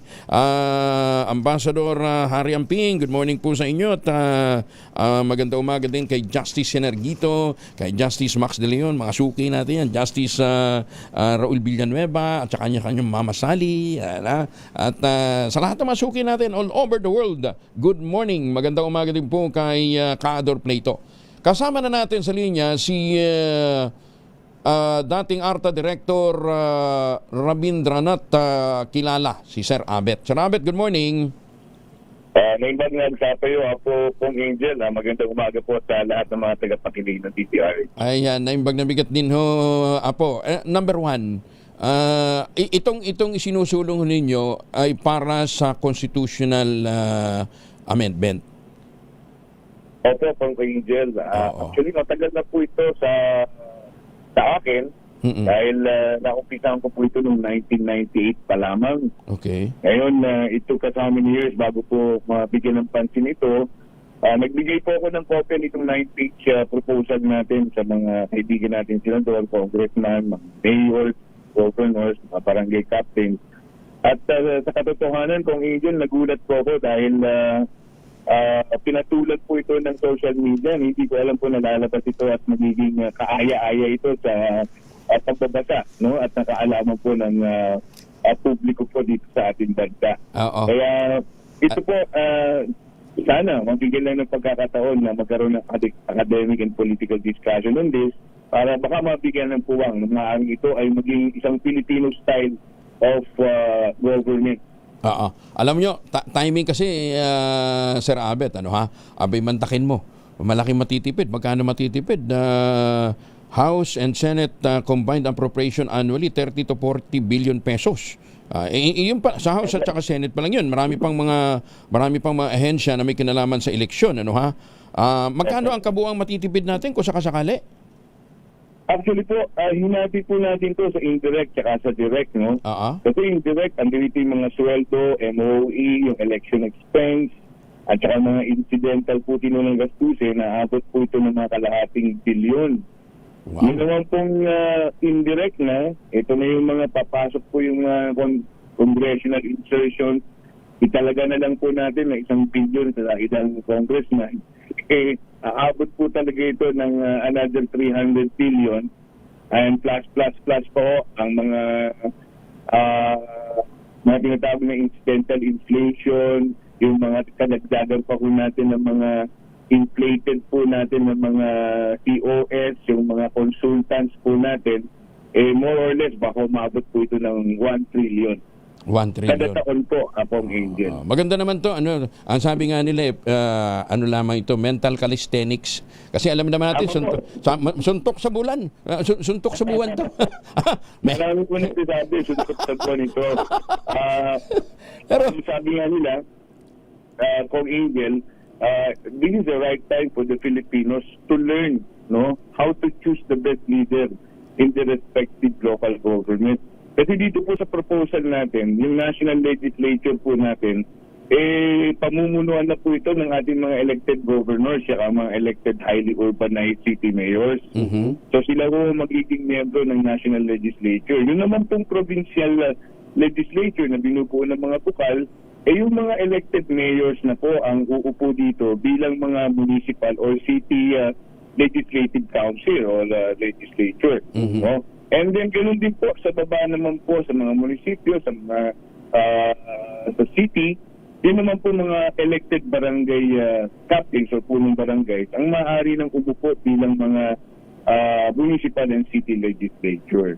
Okay. So meaning, pag ikaw po ay na-elect, ang mangyayari nga po, mababawasan na yung balota natin dahil presidente, vice-presidente, governor, vice governor, city mayor, city vice mayor, municipal vice mayor, tapos barangay captain and vice barangay captain na lang po ang ibuboto natin. So mawawala po ang mga senador, ang congressman, party list, bukal, o mga provincial na sanggunian, at ganoon din po sa mga city sanggunian at saka itong mga municipal sanggunian o hanggang barangay sanggunian.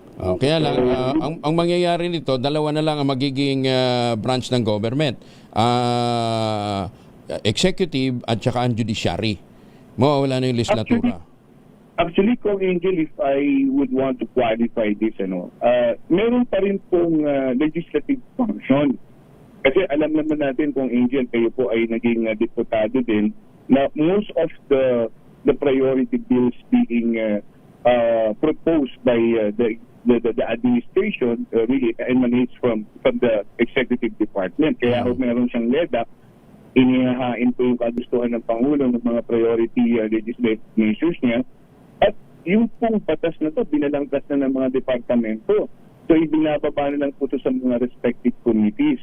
So dito po, meron pa rin national legislature na kung saan yung ating mga gobernador, mga highly urbanized city mayors, at least 4 times a year, no?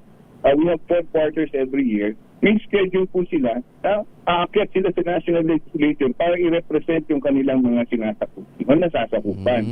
So, usually po, ang importante naman dyan, Kong Angel, yung budget. Pag natapos na yung budget natin, totoo lang, ay nilagay ng mga gobernador dahil alam naman nila kung anong pangangailangan ng mga gobernador. Kasi bilang governor, dala-dala po yung nagmula sa Barangay Development Council na Barangay Development Plan. Aakyat sa Municipal Development Council, aakyat sa Provincial Development Council hanggang Regional Development Council. So, in short, si Governor na nakaupo rin sa Regional Development Council, alam niya anong pangangailangan ng kanyang nasasakupang probinsya. No? So, hindi na kailangan yung mga napakaraming district congressman pa. Siya mismo bilang gobernador, sa pamamagitan ng kanyang mga mayor at kanyang mga barangay captain, alam niya na kung anong dadalhin niya ngayon sa national legislature. Pagkatapos naman kung i-inject ng pondo ang mga susunod na mga batas, yung priority bills ng Pangulo, which could be done to the help, of course, of the Vice President, eventually who will be the presiding officer of the national legislature, na ito naman po gagawin nila ng parang 4 times a year lang. So, hindi po yung kumbaga for all year round sila ay mga legislative members. Hindi po. Kailangan umuwi sila sa kanilang mga probinsya to act now as the local chief executive of their respective LGUs. Sus ko, mawawalang allocables, no? Mawawala ang PIDAP. Mawawalang pork barrel, di ba? At saka ganun din naman kung sino yung gobernador, kamag-anak niya lang naman si congressman Di ba? Kung hindi niya tatay, di ba? Yung senador, magkakapatid, edi ganun din. Di ba? Tama. Kung Angel, alam mo, ito po ay very timely, no? At this point in time na pinag-aaralan po yung anti-political dynasty bill. Kung ating pong pupuntahan talaga sa Ligang Batas ngayon, nakakalungkot lang talaga pong Angel na merong Lampino versus Comelec case, na hindi po pwede na yung People's Initiative ay magbigay ng proposal ng revision ng ating saligang batas.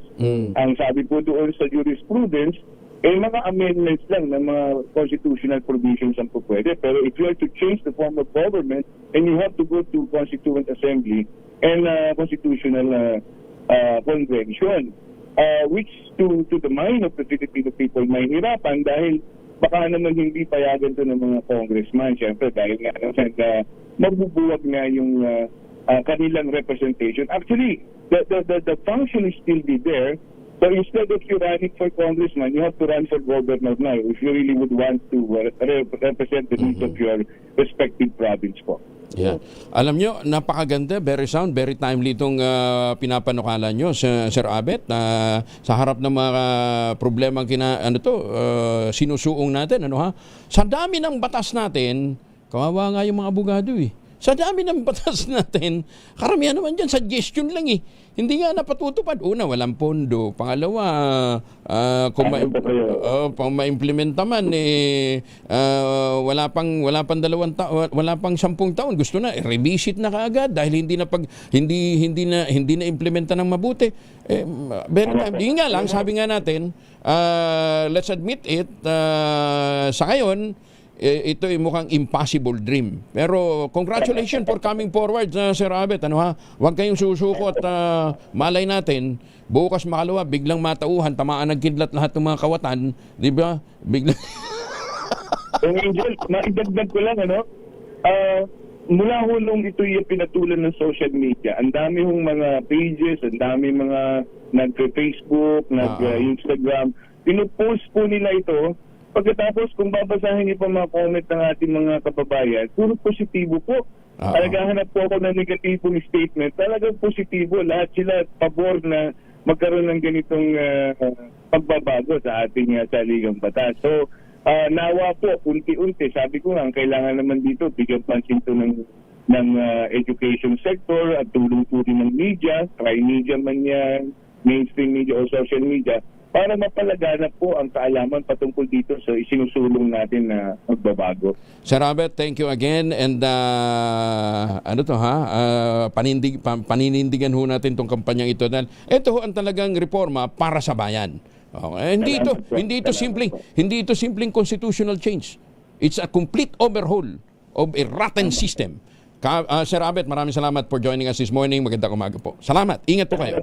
Si Ginoong Abet Kilala ang nagsusulong po sa tuluyan ng pagbubuwag ng Senado at ng Kongreso. Pero alam naman natin, hindi naman to tataas ang kilay ng mga senador natin.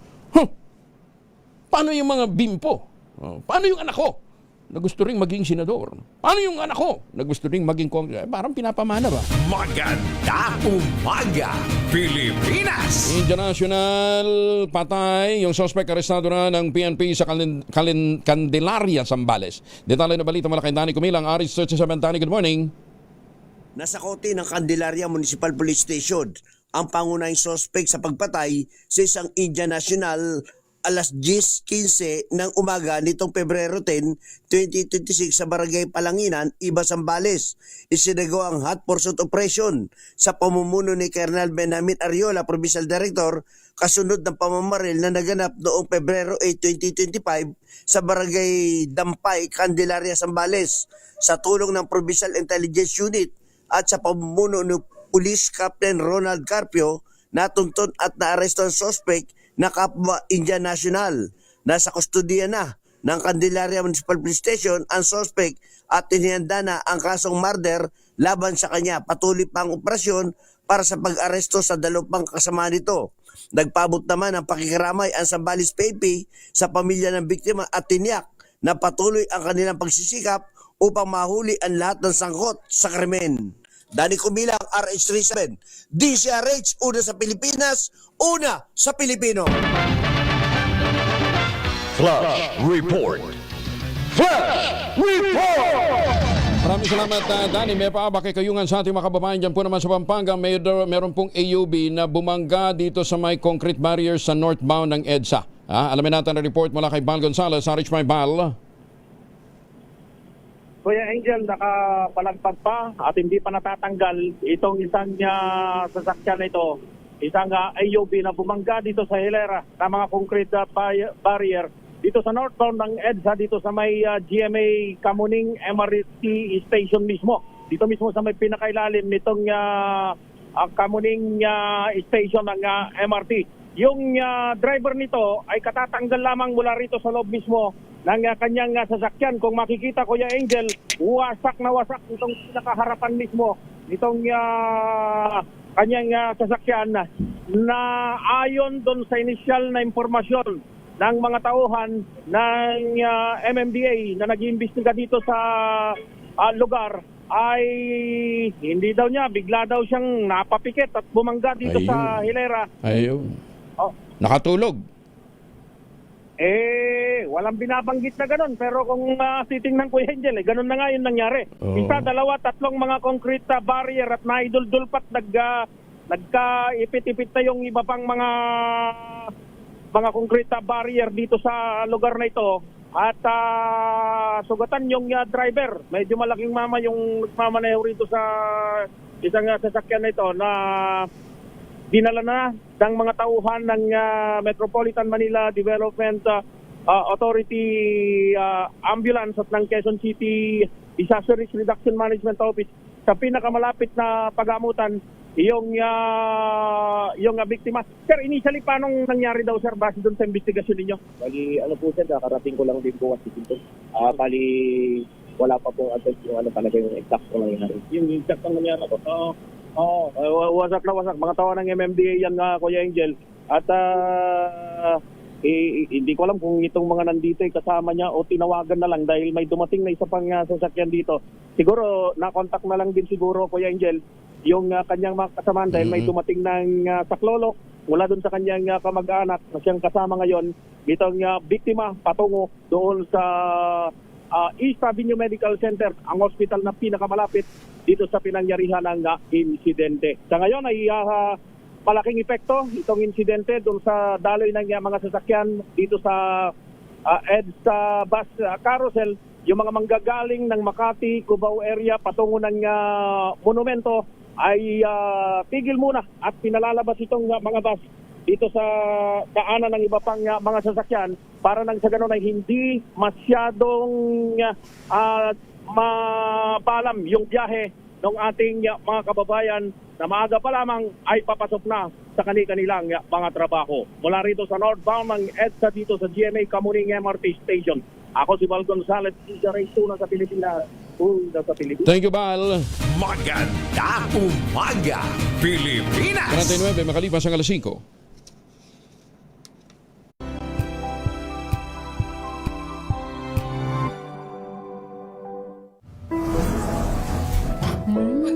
Amoy forever. Amoy LQ. Amoy New Cala Berry Blooms. Amoy Cala, amoy good vibes.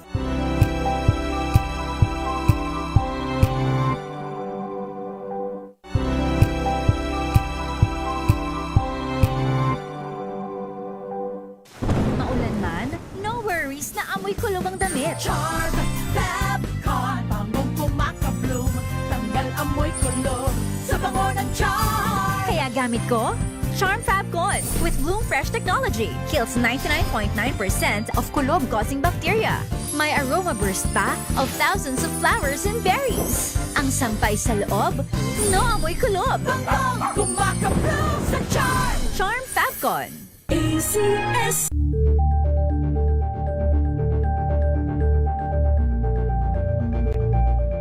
Hello, Washi! Laundry day na naman! Yay! Anong meron? Mancha ng chocolate, putik, may libag pa! Kaya natin yan! With Pride Washing Machine Detergent, may triple stain-away formula.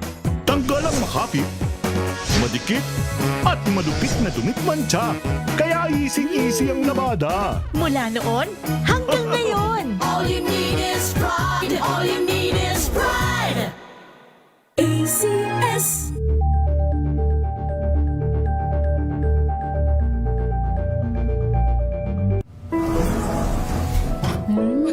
Amoy forever. Amoy LQ. Amoy New Cala Berry Blooms. Amoy kala, amoy good vibes.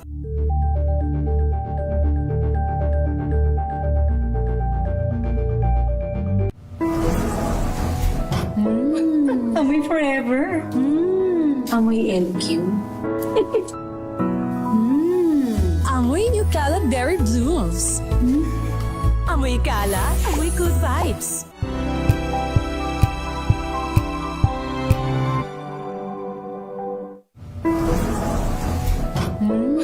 Amoy forever. Amoy LQ. Amoy New Cala Berry Blooms. Amoy kala, amoy good vibes.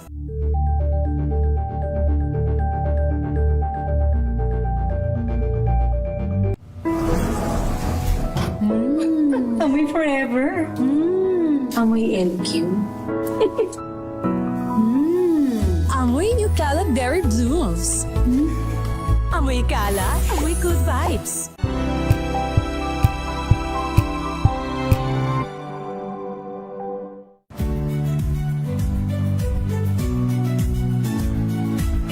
Magandang araw mga kaibigan.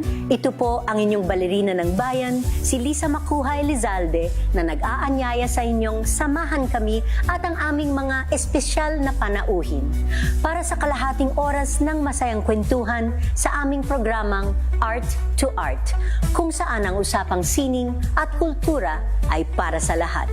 Huwag kaliligtaan, tuwing linggo, alas 3:30 ng hapon, dito lamang sa DZRH Radio, DZRH TV, at via online streaming.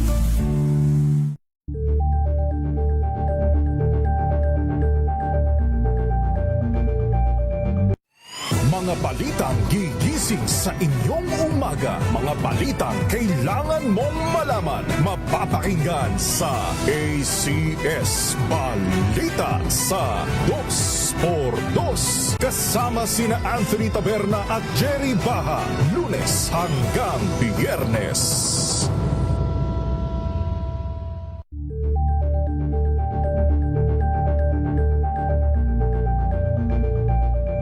Alamin ang mga maiinit na isyung pambayan, mga balitang kailangan mong malaman, usapin sa pamahalaan, politika, ekonomiya at kabuhayan. Ito ang mga dapat mong malaman, pakialaman at pag-uusapan dahil kayo ang tinig ng mamamayan dito sa Damdaming Bayan. Live sa DZRH Radio, DZRH TV at DZRH Digital. Kasama sina Lakay, Deo Makalma at Elaine Apit. Araw-araw, Lunes hanggang Biyernes. Damdaming Bayan.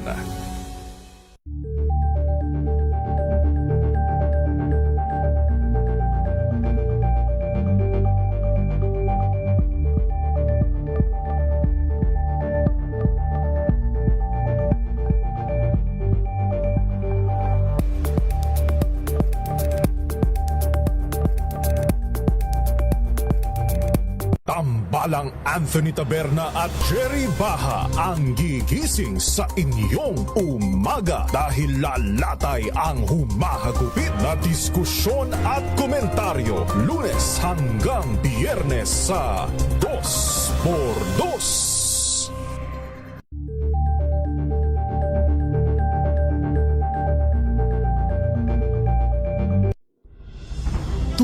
Tuloy-tuloy ang pagtulong, tuloy-tuloy ang pagseserbisyo at tuloy-tuloy ang balitaan kasama si May Binauhan sa Operation Tulong mula Lunes hanggang Biyernes.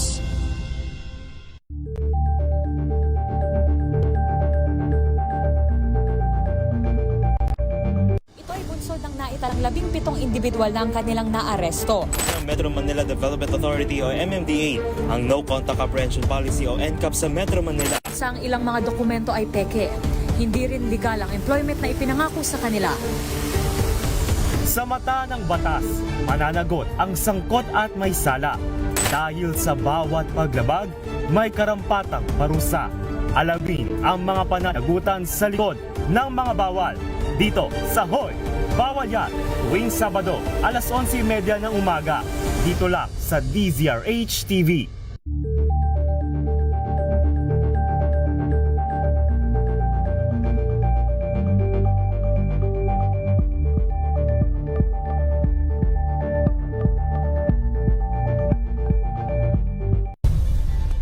Nagsimula sa pangarap hanggang sa maabot ang Umaga Pilipinas.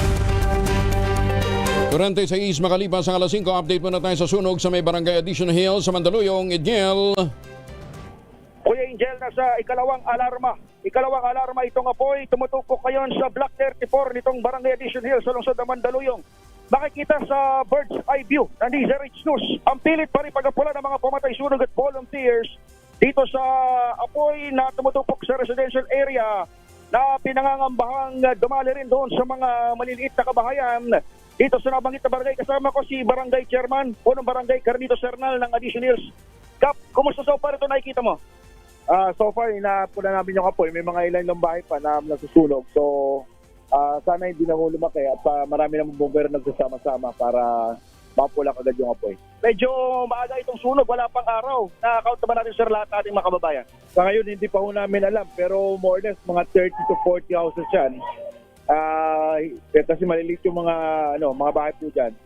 So, hindi pa ho namin na-account. Medyo delikado lang kasi sabi ko madaling araw, nasarapan ng tulog, kaya kanina pinababartil ko agad na kalampagin para lumabas yung ating mga kababayan. Kung nagpatayo kami missing, wala pa tayong complete report? Wala pa ho namang report na sa ngayon. Opo. Sir, may school ka mo dito? May eskwelahan ka mo? Ito yung Abis school namin, katabi ng amin. Opo. Yung aming integrated school, kaya medyo pinababantayan ko sa ating Bureau of Fire, mga fire volunteers, para hindi po kainin yung apoy yung eskwelahan. So, para hindi pa nadidilaan ng apoy? Wala naman po, may nakabang na po tayong fire truck doon sa loob. May mga fire volunteers na rin. Ingat po, Kap. Si Barangay Chairman, Kuya Angel Carlito Sernal, itong napakalaking barangay ng Addition Hills na nakatutok din ngayon dito sa sunog at maya-maya mag-update pa tayo. Yung Abis na binabanggit, ito yung Andres Bonifacio Integrated School, isang kilalang elementary school dito sa may Addition Hills. Nakatabi lamang nitong nasusunog na ito sa nasabing area at hopefully ay hindi na rin madamay. 30 families or houses yung initial na report nitong si Barangay Chairman or estimate, pero bulag pa sa ngayon itong Bureau of Fire at even yung barangay officials kung mayroon bang missing persons dito sa malaking sunog na ito sa Barangay Addition Hills, lungsod ng Mandaluyong. Ako si Edniel Parrosa ng DZRH, una sa Pilipinas, una sa Pilipino. Maraming salamat, Edniel. Magandang umaga sa mga taga-Calapan, Oriental Mindoro. Ay, Director Joel Valera, kumusta ka na, ha? Magandang umaga din sa mga suki natin dyan sa South Korea. Kwalipikadong 4-piece members, may automatic discount sa kuryente. Ay, sana all. Detalye mula kay Giselle Ricaport, RH15. Giselle. Kuya Angel, ipinaalala ng Department of Energy na automatiko na yung diskwento sa kuryente ng mga miyembro ng Pantawid Pamilyang Pilipino Program. Sa ilalim ng lifeline rate, sinabi ng ahensya na basta't hindi ito lalagpas sa 50 kilowatt-hour ang konsumo sa loob yan ng isang buwan. I-check lamang daw yung electric bill o magtanong sa local electric cooperative para masiguro na applied na yung automatic automatic discount buwan-buwan. O narito nag-issue ng resolution ang DOE, DSWD at Energy Regulatory Commission para i-institutionalize ang automatic registration at availment ng kwalipikado na Pantawid Pamilyang Pilipino Program Household sa Power Discount Program. Sa ilalim ng Supplementary Implementing Rules and Regulation ng Republic Act No. 11552, otomatiko ng rehistrado ang lahat ng kwalipikado na 4-piece members sa bagong listahan ng DSWD sa ilalim ng Lifeline Rate and Subsidy Program. Subject yan sa data matching sa customer record ng distribution utilities. Available pa rin naman yung manual registration para sa mga kaso ng substantial o unresolved o ng discrepancy at para sa mga iba pang kwalipikado na marginalized end user na hindi saklaw naman ng 4-piece. Ito si Giselle Ricafort para sa DZRH, una sa Pilipinas, una sa Pilipino. Maraming salamat, Giselle. Ay, 51, 9 na minuto na lamang bago po mag-ACS ng umaga. Maganda umaga, Pilipinas! Nananakit na ba inyong mga kasukasuan, nagkakaringkel, sumihina na bang kalamnan, epekto yan ang pagtanda? Ipinakikilala po ang Ultraplex sa health drink mula po sa lamikha ng Ultabio backed by Japanese technology. Ang Ultraplex po ay may HCG complex, hydrolyzed marine collagen para po sa skin at joints, HMB pampalakas ng muscles, Glucosa Green para sa ginhawa ng kasukasuan. Available in coffee with stevia at powdered drink mix. Kayang bawiin ang galaw, sigla, ganda kahit nagkakaedad na with proper diet and exercise. Hanapin lamang po ang Ultraplex sa Shopee, Lazada at ultabio.shop. Ang Ultraplex ay hindi gamot at hindi pwedeng gamitin panggamot sa anumang uri ng sakit. If symptoms persist, consult your doctor. Mga programang posibleng maapektuhan sakaling may sa batas ang travel tax abolition, tutustosan daw ho ng Malacanang ng pamahalaan. Detalye na balita mula kay Let Narciso, RH14. Let, good morning. Handa ang pamahalaan na tustusan ang mga programang posibleng maapektuhan sakaling maisabatas ang panukalang travel tax abolition. Ang pagtiyak ay ginawa ng Malacanang makaraang mapabilang ang pagtanggal sa travel tax sa 21 priority bills ng Legislative Executive Development Advisory Council o LEDAC. Ayon kay Palace Press Officer Claire Castro, ang travel tax ay kasalukuyang napupunta sa Tourism Infrastructure and Enterprise Zone Authority o TIEZA, kung saan 50% ang inilalaan para sa tourism infrastructure projects, 40% para sa educational assistance at scholarships sa ilalim ng Commission on Higher Education at 10% para sa culture and heritage promotion sa pamamagitan ng National Commission for Culture and the Arts.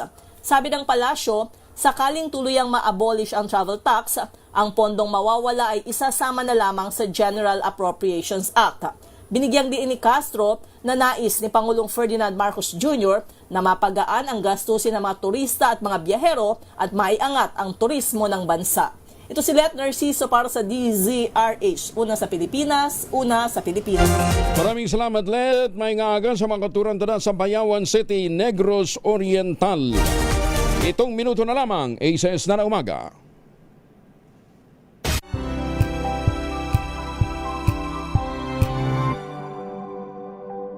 Ang tagumpay.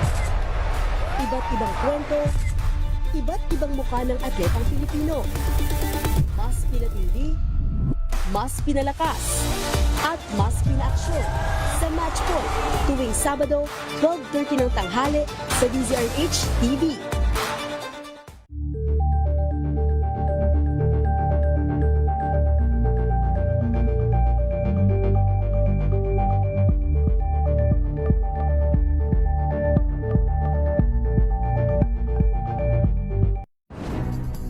Good vibes ang hanap mo? Dito ka na sa Sigurado! Mula sa mga istoryang nagbibigay ng inspirasyon hanggang sa mga kwentong may dalang solusyon. Mga balitang pampagaan, pakiramdam at papaganda ng araw. Hindi lang ba sa good news, kundi the better news. Mula Lunes hanggang Biyernes, 1:00 ng tanghali sa DZRH TV.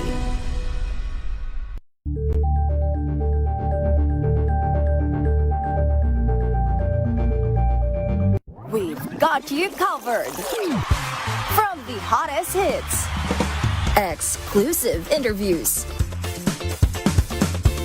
kilig to the bones fan meet experience, and hot the performances of your favorite stars. Saturdays, 12 noon, dito lang sa DZRH TV.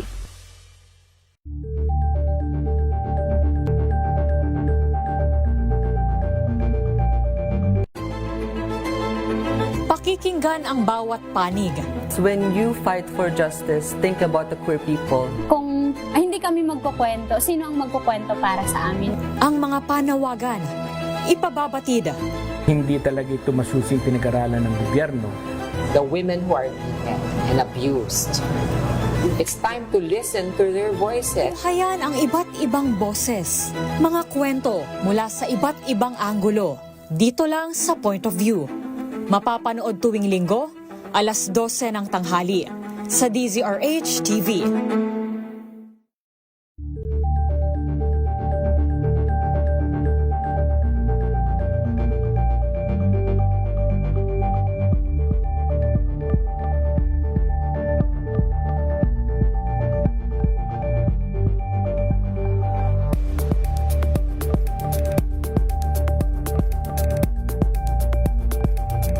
Curious ka ba sa maraming bagay? Kami na ang bahala dyan. Aalamin, tutuklasin at bibigyang linaw namin ang mga katanungang bumabagabag sa inyong isipan. Sa programa kung saan ang bawat sagot ay galing lamang sa mga eksperto. Ang Expert's Opinion, tuwing linggo alas 3 ng hapon, dito lang sa DZRH TV.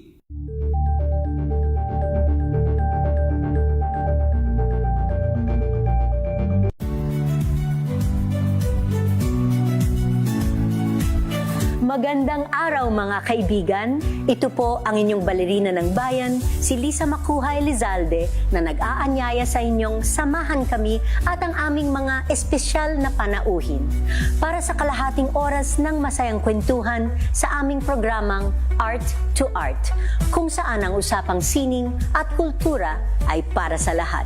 Huwag kaliligtaan, tuwing linggo, alas 3:30 ng hapon, dito lamang sa DZRH Radio, DZRH TV, at via online streaming.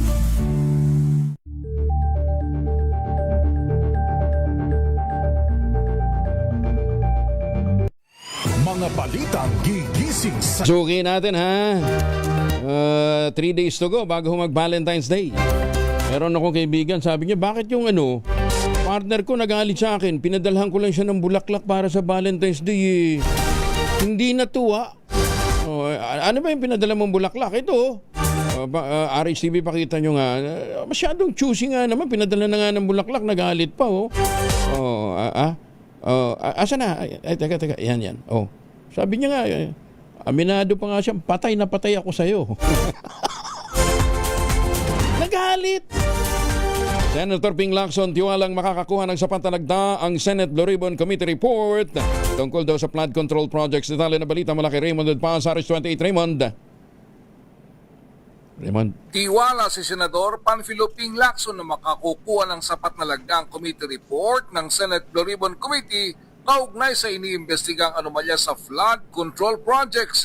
Sabi ni Lacson, sisimulan na nilang ipaikot para lagdan ng mga miyembro ang report ngayon. Kumpiyansa itong makukuha ang 11 pirma ng mga senador pabor sa committee report para mai-report sa plenary.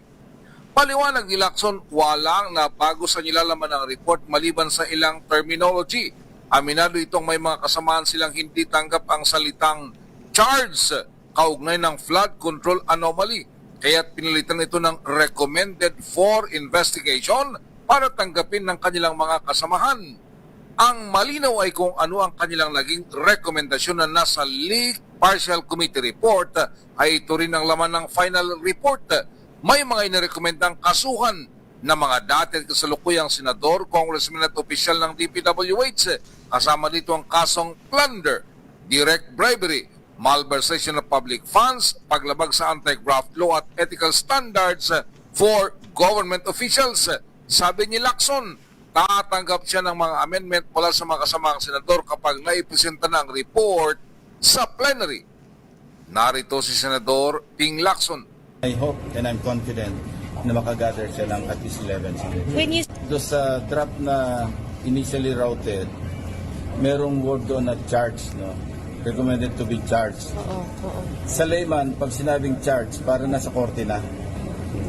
So, in-specify na lang namin na sa halip na instead of using the word charged, to be charged, to undergo preliminary investigation, to undergo fact-finding investigation, to undergo case build-up, yung mga gano'n. Ito si RH28, Raymond Datpaz para sa DCRH, una sa Pilipinas, una sa Pilipino. Maraming salamat, Raymond. Magtanim ng kawayan para sa kalikasan at kabuhayan. Kuya Angel po, siya ang Palmono, sigiwan sa inyo na isang magandang umaga. Ang ating quote of the day ngayong araw na ito ay mula po sa French philosopher na si Voltaire. Ang sabi niya, opinion has caused more trouble on this little earth than plagues or earthquake. Kaya mapanganib yung mga opinion ng... Good morning, Commodore Tariela. 6:01 ang oras sa buong kapuluan. This time check is brought to you by ACS Manufacturing Corporation, ISO certified, maker of world-class quality Pride detergent. Newsep Z+.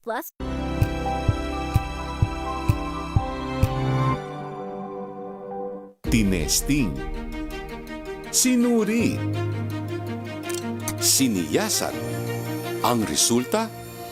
Super effective ang Shield sa pagpatay ng bakterya at virus. Shield Antibacterial Soap. Believe ang mga eksperto sa Philippine Nurses Association. At si Mami. Tiwala ako sa Shield. Shield Antibacterial Soap. Napatunayang mabisa. Ang mga nurse, tiwala. ACS. Ang galing-galing mo. Smart dishwashing paste ko. Pritong ulam na masebo. Plato ng kaldero. Tanggaling for everyday. Ganyan pag smart ang dishwashing paste. May double tanggaling formula. Tanggal ang sebo, tanggal ang bakterya. Pahit para